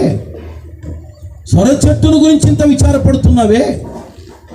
120,000 మంది కంటే ఎక్కువై కుడి ఎడమలు ఎరగని ఈ జనాంగాన్ని గురించి నేను విచారపడొద్దా? సందేశం అది అక్కడ. దేవునికి స్తోత్రం. మీరు నేను దేని గురించి విచారపడుతున్నాం? మొక్కలు చస్తే విచారపడతాం, ఇంట్లో ఉన్న కుక్క పిల్ల చస్తే విచారపడతాం, లేదా ఇంట్లో ఉన్న ఒక వస్తువు పాడైతే విచారపడతాం, మీ కారుకు చిన్న గీత పడితే విచారపడతావు, లేకపోతే ఇంకేదైనా సైకిల్ దెబ్బతింటే విచారపడతావు, కాలుకు చెప్పులు తెగిపోతే విచారపడతావు. ఆత్మలు నాశనమవుతుంటే మాత్రం కళ్ళ వెంట కన్నీరు రాదే? అవతలవాడు ఆకలి వేసి చస్తుంటే నీ కడుపులోకి వెళ్ళే కూడును ఒక్క మెతుకు ఎదుటివాడికి పెట్టడానికి చేతులు రావే? కన్సర్న్ లేదే? What type of ministers we are? దేవుని పిల్లలరా, 2024వ సంవత్సరం మనందరి బ్రతుకుల్లోనికి ఒక అనూహ్యమైన మార్పును తీసుకొని వచ్చును గాక. దేవుని హృదయమును ఎరిగి దేవుడు ఎవరి కొరకు విచారపడుతున్నాడో, దేవుడు ఎవరి కొరకు వేదన చెందుతున్నాడో, దేవుడు ఎవరి కొరకు ఆక్రందనలు చేస్తున్నాడో, ఆక్రందనే దేవుని సేవకులమైన మన ఆక్రందనగా మారును గాక. అదే విధమైన ప్రేమను మనం సమాజమునకు పంచే అద్భుతమైన సేవకులంగా మనం రూపుదాల్చుదుము గాక. సమాజాన్ని అద్భుతమైన రీతిలో ముందుకు నడిపించుదుము గాక. ప్రశ్న వెంట ప్రశ్న చెప్పాలి, కానీ నేను మొత్తం టోటల్గా ఒకేసారి అంతటిని గురించి చెప్తూ మీకు విషయాన్ని చెప్పాను. నేను ఒక్కసారి ఈ పేపర్ ఒక్కసారి చూడండి. నేను ముగించడానికి ముందుగా అంశములు అనేటువంటి ఒక బాక్సులో అంశాలు అని ఉన్నాయి. మొత్తం యోనా గ్రంథం అంతటిలో ఉన్న అంశాలు ఇవి. దైవ సేవకుని యొక్క విధేయత, దాని ఫలితం. దీన్ని మీరు నేర్చుకోవచ్చు. దైవ సేవకుని మూర్ఖత్వం, అన్యుల ఇంగిత జ్ఞానం, సందేశము తెచ్చిన సంస్కరణ, మానిన దుష్ప్రవర్తన, ఆగిన ఉపద్రవం, దేవుని సేవకుని కోపం, దేవుని జవాబు. ఇవి ఇక్కడ ఉన్న ప్రాముఖ్యమైన అంశాలు. ఇకపోతే 2వ బాక్స్లో దైవ సేవకుని స్వభావం ఉంది. దైవ సేవకుని పయనం, నినివేకు బదులు తర్షీషు. దైవ సేవకుని బాధ్యత రాహిత్యం, ఓడ అడుగు బాగాన గాఢ నిద్ర. దైవ సేవకుని కోపం, మనిషి బ్రతికినందుకు, చెట్టు చచ్చినందుకు. ఇది ఆయన కోపం. దైవ సేవకుని అపేక్ష, బ్రతుకుట కంటే చచ్చుట మేలు. అండి, ఈ దేశం పాడవాలా, బాగుపడాలా?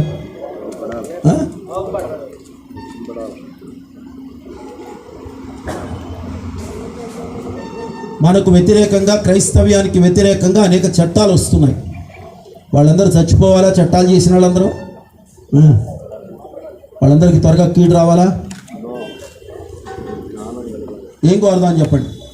వాళ్ళకి మారు మనసు రావాలా, వాడికి కీడు రావాలా? నన్ను ఒక మాట చెప్పమంటారా? మీరు కోపగించుకుని నన్ను ఇక్కడి నుంచి వెళ్ళకుండా ఇక్కడి తణుకులు బాగా చేస్తారేమో నాకు తెలియదు. ఏం లేదులేండి, ఆ మధ్య ఎవరో వచ్చిపోతే వెళ్ళాను నేను ఒక ఊరు. ఆ చచ్చిపోయిన అమ్మాయి తాలూకా వాళ్ళందరినీ పిలిపించు అని అడిగారు నన్ను. ఆ అమ్మాయి ఏదో తప్పుడు పని చేసి వచ్చింది. ఆ అమ్మాయి భర్తను పిలిపించమన్నారు. భర్తను పిలిపించమంటే ఆయన ఎందుకండి, ఇది తప్పుడు పని చేసి చచ్చిపోయింది, వాడు వచ్చేసేసి ఇక్కడ ఏం చేస్తాడు, వాళ్ళని ఎందుకు రప్పించడం అని చెప్పి అన్నాను. రే రప్పిస్తావా రప్పించవా? లేదనుకుంటే ఇక్కడే గొయ్యి తీసి నేను బాతేస్తాను రా అన్నారు అందరూ నన్ను. అసలు అర్థం లేదు. అదేంటి సార్, అదేం పద్ధతి? అది పద్ధతి కాదండి అన్న. నువ్వు మాకు పద్ధతులు నేర్పుతావంటరా? మీ దగ్గర పద్ధతులు మేము నేర్చుకోవాలా? తీయండిరా, గొయ్యి తీసి చెయ్యండిరా, పాతేద్దాం వీడిని అన్నారు. నన్ను పాతేస్తారంటాడు. అవగాహన లేకపోతే పాతేస్తా ఉంటాడు.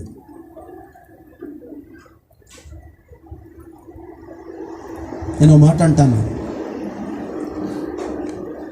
ఒకవేళ నేనే బబులోన్లో ఉంటే బబులోను తొందరగా పతనం అవ్వాలి అని నేను ఎప్పుడు కోరుకోను. ఎందుకంటే దానియేలు కోరుకోలేదు కాబట్టి, షడ్రకు మేషకు అబేద్నెగోలు కోరుకోలేదు కాబట్టి.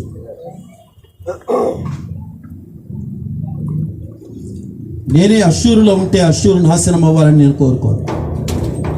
ఎందుకంటే అష్షూరు నాశనం అవ్వాలని అక్కడ ఉన్నటువంటి ఎవరు దేవభక్తులు కోరుకోలేదు కాబట్టి.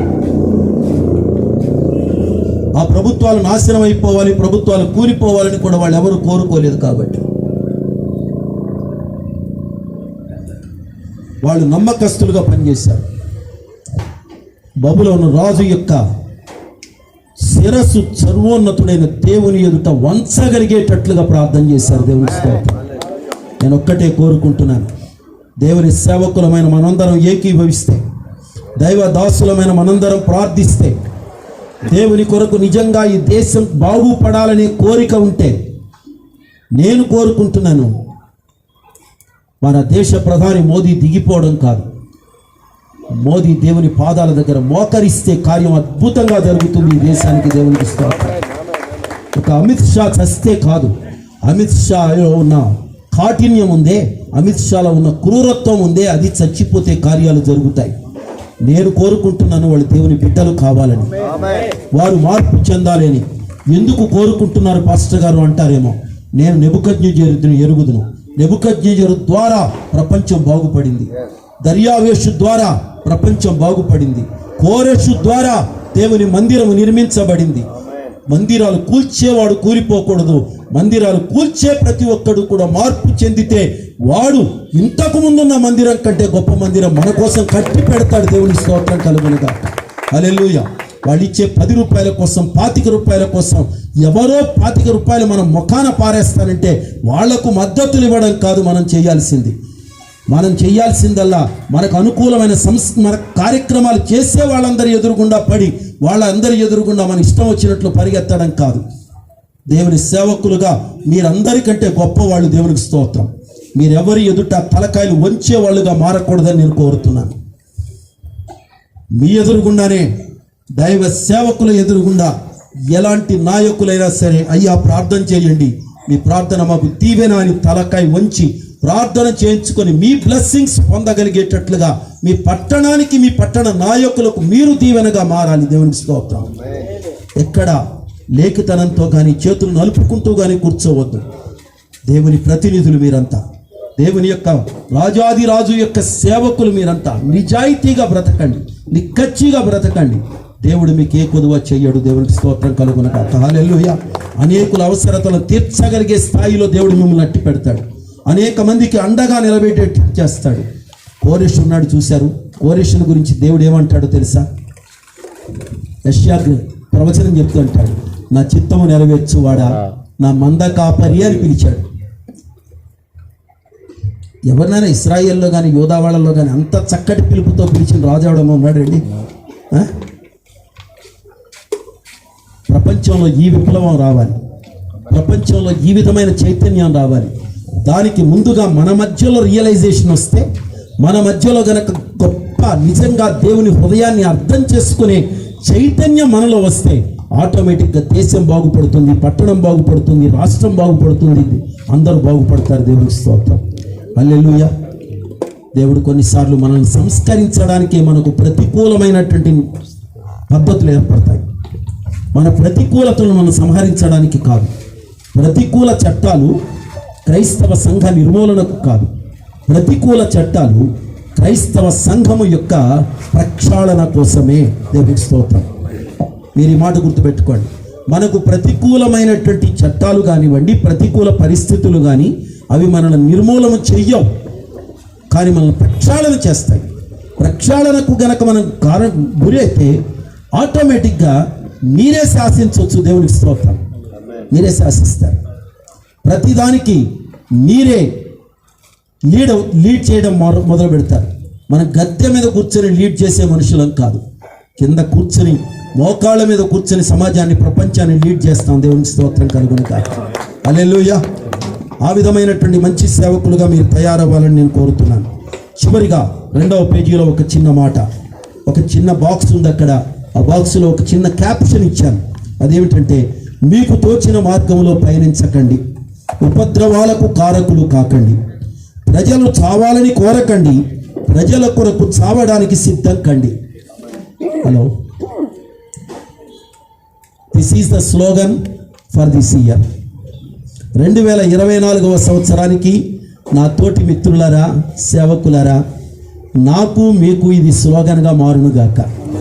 మన ఇష్టం వచ్చిన త్రోవల్లో పయనించొద్దు, మీకు తోచిన మార్గంలో పయనించకండి, ఉపద్రవాలకు కారకులు కాకండి. మన ఇష్టం వచ్చిన మార్గాల్లో గనక మనం పయనిస్తే దేశానికి ఉపద్రవం వస్తుంది, రాష్ట్రానికి ఉపద్రవం వస్తుంది, ప్రపంచానికి ఉపద్రవం వస్తుంది. దేవుడు నడిపించే మార్గంలో నడిస్తే మనకు అది ఆశీర్వాదకరంగా మారుతుంది. దేవునికి స్తోత్రం. అది 2009వ సంవత్సరం. రాజశేఖర్ రెడ్డి గారు చనిపోవడానికి ముందు జూలై నెల 2వ తారీఖు, 3వ తారీఖు, 4వ తారీఖుల్లో ఆయన గారు పెరేడ్ గ్రౌండ్స్లో ఒక పెద్ద కార్యక్రమాన్ని ఒకటి ఏర్పాటు చేశాడు. ఒక యజ్ఞాన్ని నిర్వహించారు ఆయన, మహాయజ్ఞం. ఆ యజ్ఞంలో రాష్ట్రంలో ఉన్న ప్రజలందరూ పాల్గొనాలి. అందరూ పాల్గొంటేనే వర్షం కురుస్తుంది.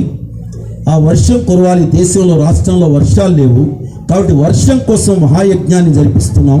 కాబట్టి ఆ వర్షంలో కుల మతాలతో సంబంధం లేకుండా అందరూ కూడా యజ్ఞంలో పాలు పంపులు పంచుకోండి అని పిలిపించారు. దానికి ఎందుకో మనస్సు చాలా నొచ్చుకుంది నాకు. నేను ఒక ఆర్టికల్ రాశాను నా పత్రికలో, వర్షం కురిపించేది ఎవరు అని. వర్షం కురిపించేది ఎవరు అని ఒక ఆర్టికల్ రాశాను. ఆ పోకడలు, ఆ విధానాలు అన్నీ చూసిన తర్వాత నాకెందుకో బాధ అనిపించి ఒక 5 పేజీల ఆర్టికల్ ఒకటి రాశాను నా మ్యాగజైన్లో, విలువ అనే మ్యాగజైన్లో. దానికి టైటిల్ ఏం పెట్టానంటే, పాలకులకు ప్రభువు వాక్కు అని పెట్టాను. పాలకులకు ప్రభువు వాక్కు. ప్రజల మద్దతు కోసం మీ ఇష్టం వచ్చినట్లుగా మీరు వెళ్ళిపోతే, ఎవరి ఇష్టానుసారంగా వాళ్ళు నిర్ణయాలు తీసుకుంటే, ప్రజల మద్దతు కోసం మన ఇష్టానుసారంగా జీవిస్తే, రేపు ప్రభువు మద్దతు ఉపసంహరించుకుంటే మనమేమవుతాము, మన రాష్ట్రం ఏమవుతుంది, మన దేశం ఏమవుతుందో ఒక్కసారి ఆలోచించాలని నేను పాలకులను కోరుతున్నాను అని ఒక విజ్ఞప్తిని రాశాను. దాంట్లో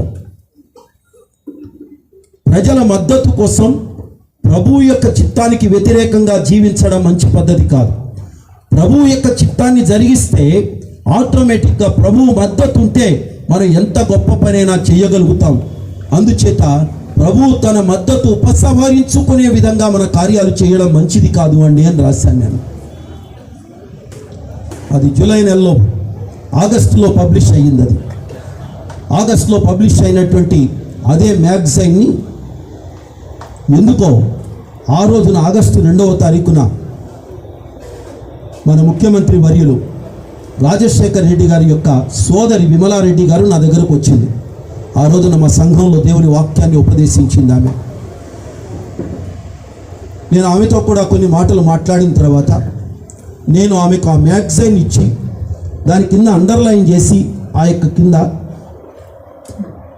ప్రభువు మద్దతు ఉపసంహరించుకుంటే రాష్ట్రం ఏమవుతుంది, దేశం ఏమవుతుంది, ప్రజలేమైపోతారు, ఎందుకో భయం వేస్తుంది, వెంటనే ఈ పత్రిక తీసుకుని వెళ్ళి అన్నకు వదినకు చూపించి ప్రార్థన చేయండి, ఈ దేశం క్షేమంగా ఉండాలి, వెంటనే ఈ పత్రికను అన్నకి ఇవ్వండి అని చెప్పంటూ ఆ లైన్లన్నీ అండర్లైన్ చేసేసి ఆమె చేతికి ఇచ్చాను. ఆయన గారికి ఇచ్చారో ఇవ్వలేదో ఏం జరిగిందో నాకు తెలియదు. అది ఆగస్టు 2వ తారీఖున జరిగిన సంఘటన. సెప్టెంబర్ 2వ తారీఖున రాజశేఖర్ రెడ్డి గారు లేరు. దేవుని పిల్లలరా, ప్రభువుని బట్టి చెప్తున్నాను, రాజ్యాలు శాశ్వతం కాదు, మన ప్రాణాలు శాశ్వతం కాదు, ఏది శాశ్వతం కాదు. మనం దేవుని కొరకు చేసే ఒక మంచి పని, అది శాశ్వతం. పగలు, ద్వేషాలు, కక్షలు, కార్పణ్యాలు మానివేసి చేసే పని ఏదైతే ఉందో, జస్ట్ ప్రజలందరి మద్దతు కాదు, దేవుని యొక్క మద్దతు, దేవుని యొక్క కృప, దేవుని కనికరం ఉంటే అన్ని కార్యక్రమాలు ఆశీర్వాదకరంగా జరుగుతాయి. అందుచేత దేవునికి ఆమోదయోగ్యమైన జీవితాలు జీవిస్తున్నామా లేదా, మనం చేసే పరిపాలనలు కానివ్వండి, మనం చేసే సేవా కార్యక్రమాలు కానివ్వండి, ఇవి దేవుడు ఇష్టపడతాడా, దేవుని వాక్యం ఇష్టపడుతుందా లేదా, ఇది ఒక్కటే ఆలోచించండి. దేవుని వాక్యం మీ చేతుల్లో ఉంది, నా చేతుల్లో ఉంది. ఒక దైవజనులుగా ఈ దేవుని వాక్యాన్ని ఉపదేశించవలసినటువంటి గురుతరమైన బాధ్యత మీకుంది. వారు ఎవరైనా కావచ్చు కనుక, రాజులు కావచ్చు, అధికారులు కావచ్చు, పాలకులు కావచ్చు, తణుకు పట్టణ నాయకులు కావచ్చు, లేకపోతే ఈ ప్రాంతాన్ని ఏలుబడి చేస్తున్నటువంటి నాయకులు కావచ్చు, అందరికీ చెప్తున్నాను, దేశం నీతివంతంగా ఉండాలి, దేశం సచ్చీలత కలిగి ఉండాలి, దేశం యథార్థతను కలిగి జీవించాలి. దేశానికి మతం కాదు కావాల్సింది ఇక్కడ ఇంపార్టెంట్, దేశానికి మారు మనసు కావాలి. ఆ మారు మనసుకు కొరకు ప్రజలను నడిపించగలిగితే ఆటోమేటిక్గా ప్రజల మీదకి రావలసిన ఉపద్రవాలు ఆగిపోతాయి, దేశం సురక్షితంగా ఉంటుంది, దేశం సౌలభ్యవంతంగా సాగిపోతుంది. దేవునికి స్తోత్రం. మనం సక్రమంగా గనక జీవిస్తూ ఉంటే మిగిలిన వాటి జోలికి, దేని జోలికి ఎవడు వెళ్ళడు. నీతి వైపుకు మాత్రమే ప్రజలు నడుస్తారు. ఆ నీతికి ప్రతినిధులని మీరు, పరిశుద్ధతకు ప్రతినిధులు మీరు, పరిశుద్ధుడైన దేవునికి ప్రతినిధులు మీరు. ప్రార్థనాపూర్వకంగా 2024లో సరి అయినటువంటి సేవ చేద్దాం, సమర్పణతో కూడిన సేవ చేద్దాం, దేవుని హృదయాన్ని అర్థం చేసుకుని సేవ చేద్దాం, దేవుని గుండెల్లో ఉన్న మంటను అర్థం చేసుకుని మండే గుండెలతో ప్రజలు కాపాడబడాలని ప్రార్థన చేద్దాం. ఇదే స్లోగన్ మీ స్లోగన్గా మారునుగాక. ప్రజలు చావాలని కోరకండి, ప్రజల కొరకు చావడానికి సిద్ధం కండి. దేవునికి స్తోత్రం. If you go to your places with this commitment, then God is going to bless you abundantly. The Spirit of God will be on your life. దేవుని ఆత్మ మీ మీద ఉంటుంది. దేవుడు మిమ్మల్ని బలపరిచి ఆశీర్వదించి నడిపిస్తాడు. ఒక్కసారి లేచి నిలబడి చిన్న ప్రార్థన చేద్దామా? ప్రతి ఒక్కరు లేచి నిలబడి చిన్న ప్రార్థన చేసుకుందాం. ఒక్కసారి కళ్ళు మూసుకొని హృదయపూర్తిగా ఒక డెడికేషన్తో మన జీవితాల ముందు నడిపించుకుందాం. మన లోపాలు ఏవైనా ఉంటే మన లోపాలను సరిదిద్దుకుందాం. యోనా లాంటి మూర్ఖ స్వభావం ఎక్కడైనా మనలో ఉందా? యోనా నినివే వారి మీద పగబట్టినట్లుగా పగ, ద్వేషం మనలో ఏమైనా ఉన్నాయా? దేవుడు నినివేకు వెళ్ళమంటే మనం తర్షీషుకు సుఖం కోసం వెళుతున్నామా? దేవుని కంటే సుఖానుభవం ఎక్కువగా ప్రేమించేవారు తయారవుతున్న ఈ కాలంలో మనము సుఖానుభవాన్ని కాంక్షించే సేవకులమా, లేక ప్రజల కోసం సమర్పించుకునే సేవకులమా? ఒక్కసారి ఆలోచించేద్దాం. మన దేశం బాగుండాలి, మన రాష్ట్రం బాగుండాలి, మన పట్టణం బాగుండాలి, మన ప్రజలు బాగుండాలి, మన ప్రజల్లో ఉన్న అవినీతి తొలగిపోవాలి, అక్రమాలు తొలగిపోవాలి, నీతితో కూడిన సామ్రాజ్యం మన ప్రాంతాల్లో విలసిల్లాలి. నీతి కొరకు తాపత్రయపడే నాయకులు మన మధ్య తయారవ్వాలి.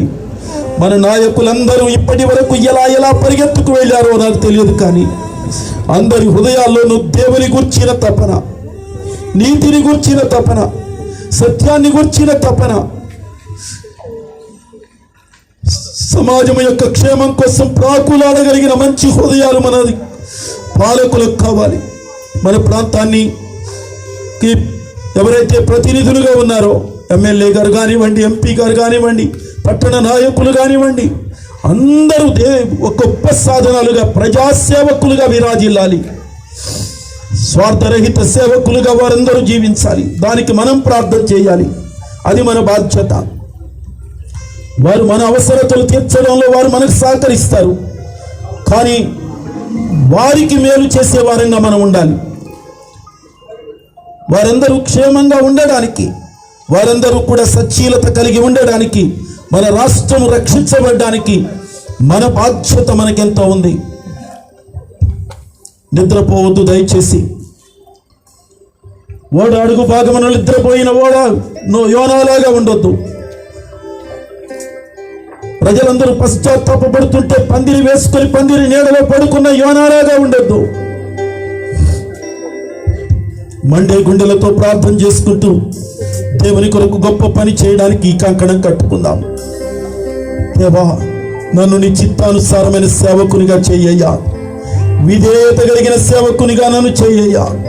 2024లో నీ యొక్క ఇష్టాన్ని నెరవేర్చడమే ధ్యేయంగా, నీ మార్గములో మాత్రమే పయనించి, నీకున్న మంచి మనస్సును నేను కూడా కలిగి, నేను చచ్చేంత వరకు, నా జీవితం ముగిసేంత వరకు అనేకుల క్షేమము కొరకు ప్రార్థించే, దుర్గతి నుండి, నాశనము నుండి ప్రజలను తప్పించే పరిచర్య చేయడానికి నాకు శక్తిని ఇవ్వయ్యా అని అడుగుదాం దేవుని పాదాల దగ్గర.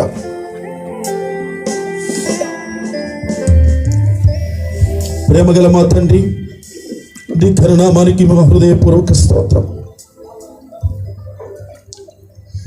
ఈ 2024వ సంవత్సరంలోని 9వ రోజున తణుకు పట్టణంలోని పరిచర్య చేస్తున్నటువంటి నీ సేవకులందరితో కలిసి, ఈ పరిసరాల ప్రాంతాల్లో పనిచేస్తున్న నీ దాసులతో కలిసి కొద్దిసేపు నీ వాక్యాన్ని ధ్యానం చేయడానికి నీవు కృప చూపించావు. యోనాను మా ముందు పెట్టావు. యోనా యొక్క యాటిట్యూడ్ని మా ముందుకు తీసుకొచ్చావు. నీ మంచి మనస్సును కూడా మాకు దీనిలో నుంచి చూపించావు. సమాజంలో మా చుట్టూ ఉన్న ప్రజల యొక్క యాటిట్యూడ్స్ని కూడా మాకు చూపించావు. ఇవన్నీ మేము జాగ్రత్తగా అర్థం చేసుకొని, దీనిని ఒక సవాలుగా తీసుకొని, సమర్పించుకొని నమ్మకమైన పని చేయడానికి మాకు శక్తినివ్వండి. ఈ సమావేశం సమర్పణకు నడిపించి రాబోతున్న కాలంలో ఇప్పటి వరకు చేసిన సేవ కంటే అనేక రెట్లు అధికమైన పరిచర్య చేయడానికి నీ బిడ్డలకు శక్తినిమ్మని ప్రార్థిస్తున్నాం. ఈ పట్టణాన్ని కనికరించండి. ఈ పట్టణపు ప్రజలను తండ్రి మీరు ఒక్కసారి దీవించండి. ఉపద్రవాలను తండ్రి వీరి మీదికి రానివ్వకుండా కాపాడి నడిపించండి. అలాగే ఈ పట్టణానికి ప్రాతినిధ్యం వహిస్తున్నటువంటి నాయకులను మీ చేతులకు అప్పగిస్తున్నాం. మా రాష్ట్రానికి ప్రాతినిధ్యం వహిస్తున్నటువంటి నాయకులను మీ చేతులకు అప్పగిస్తున్నాం.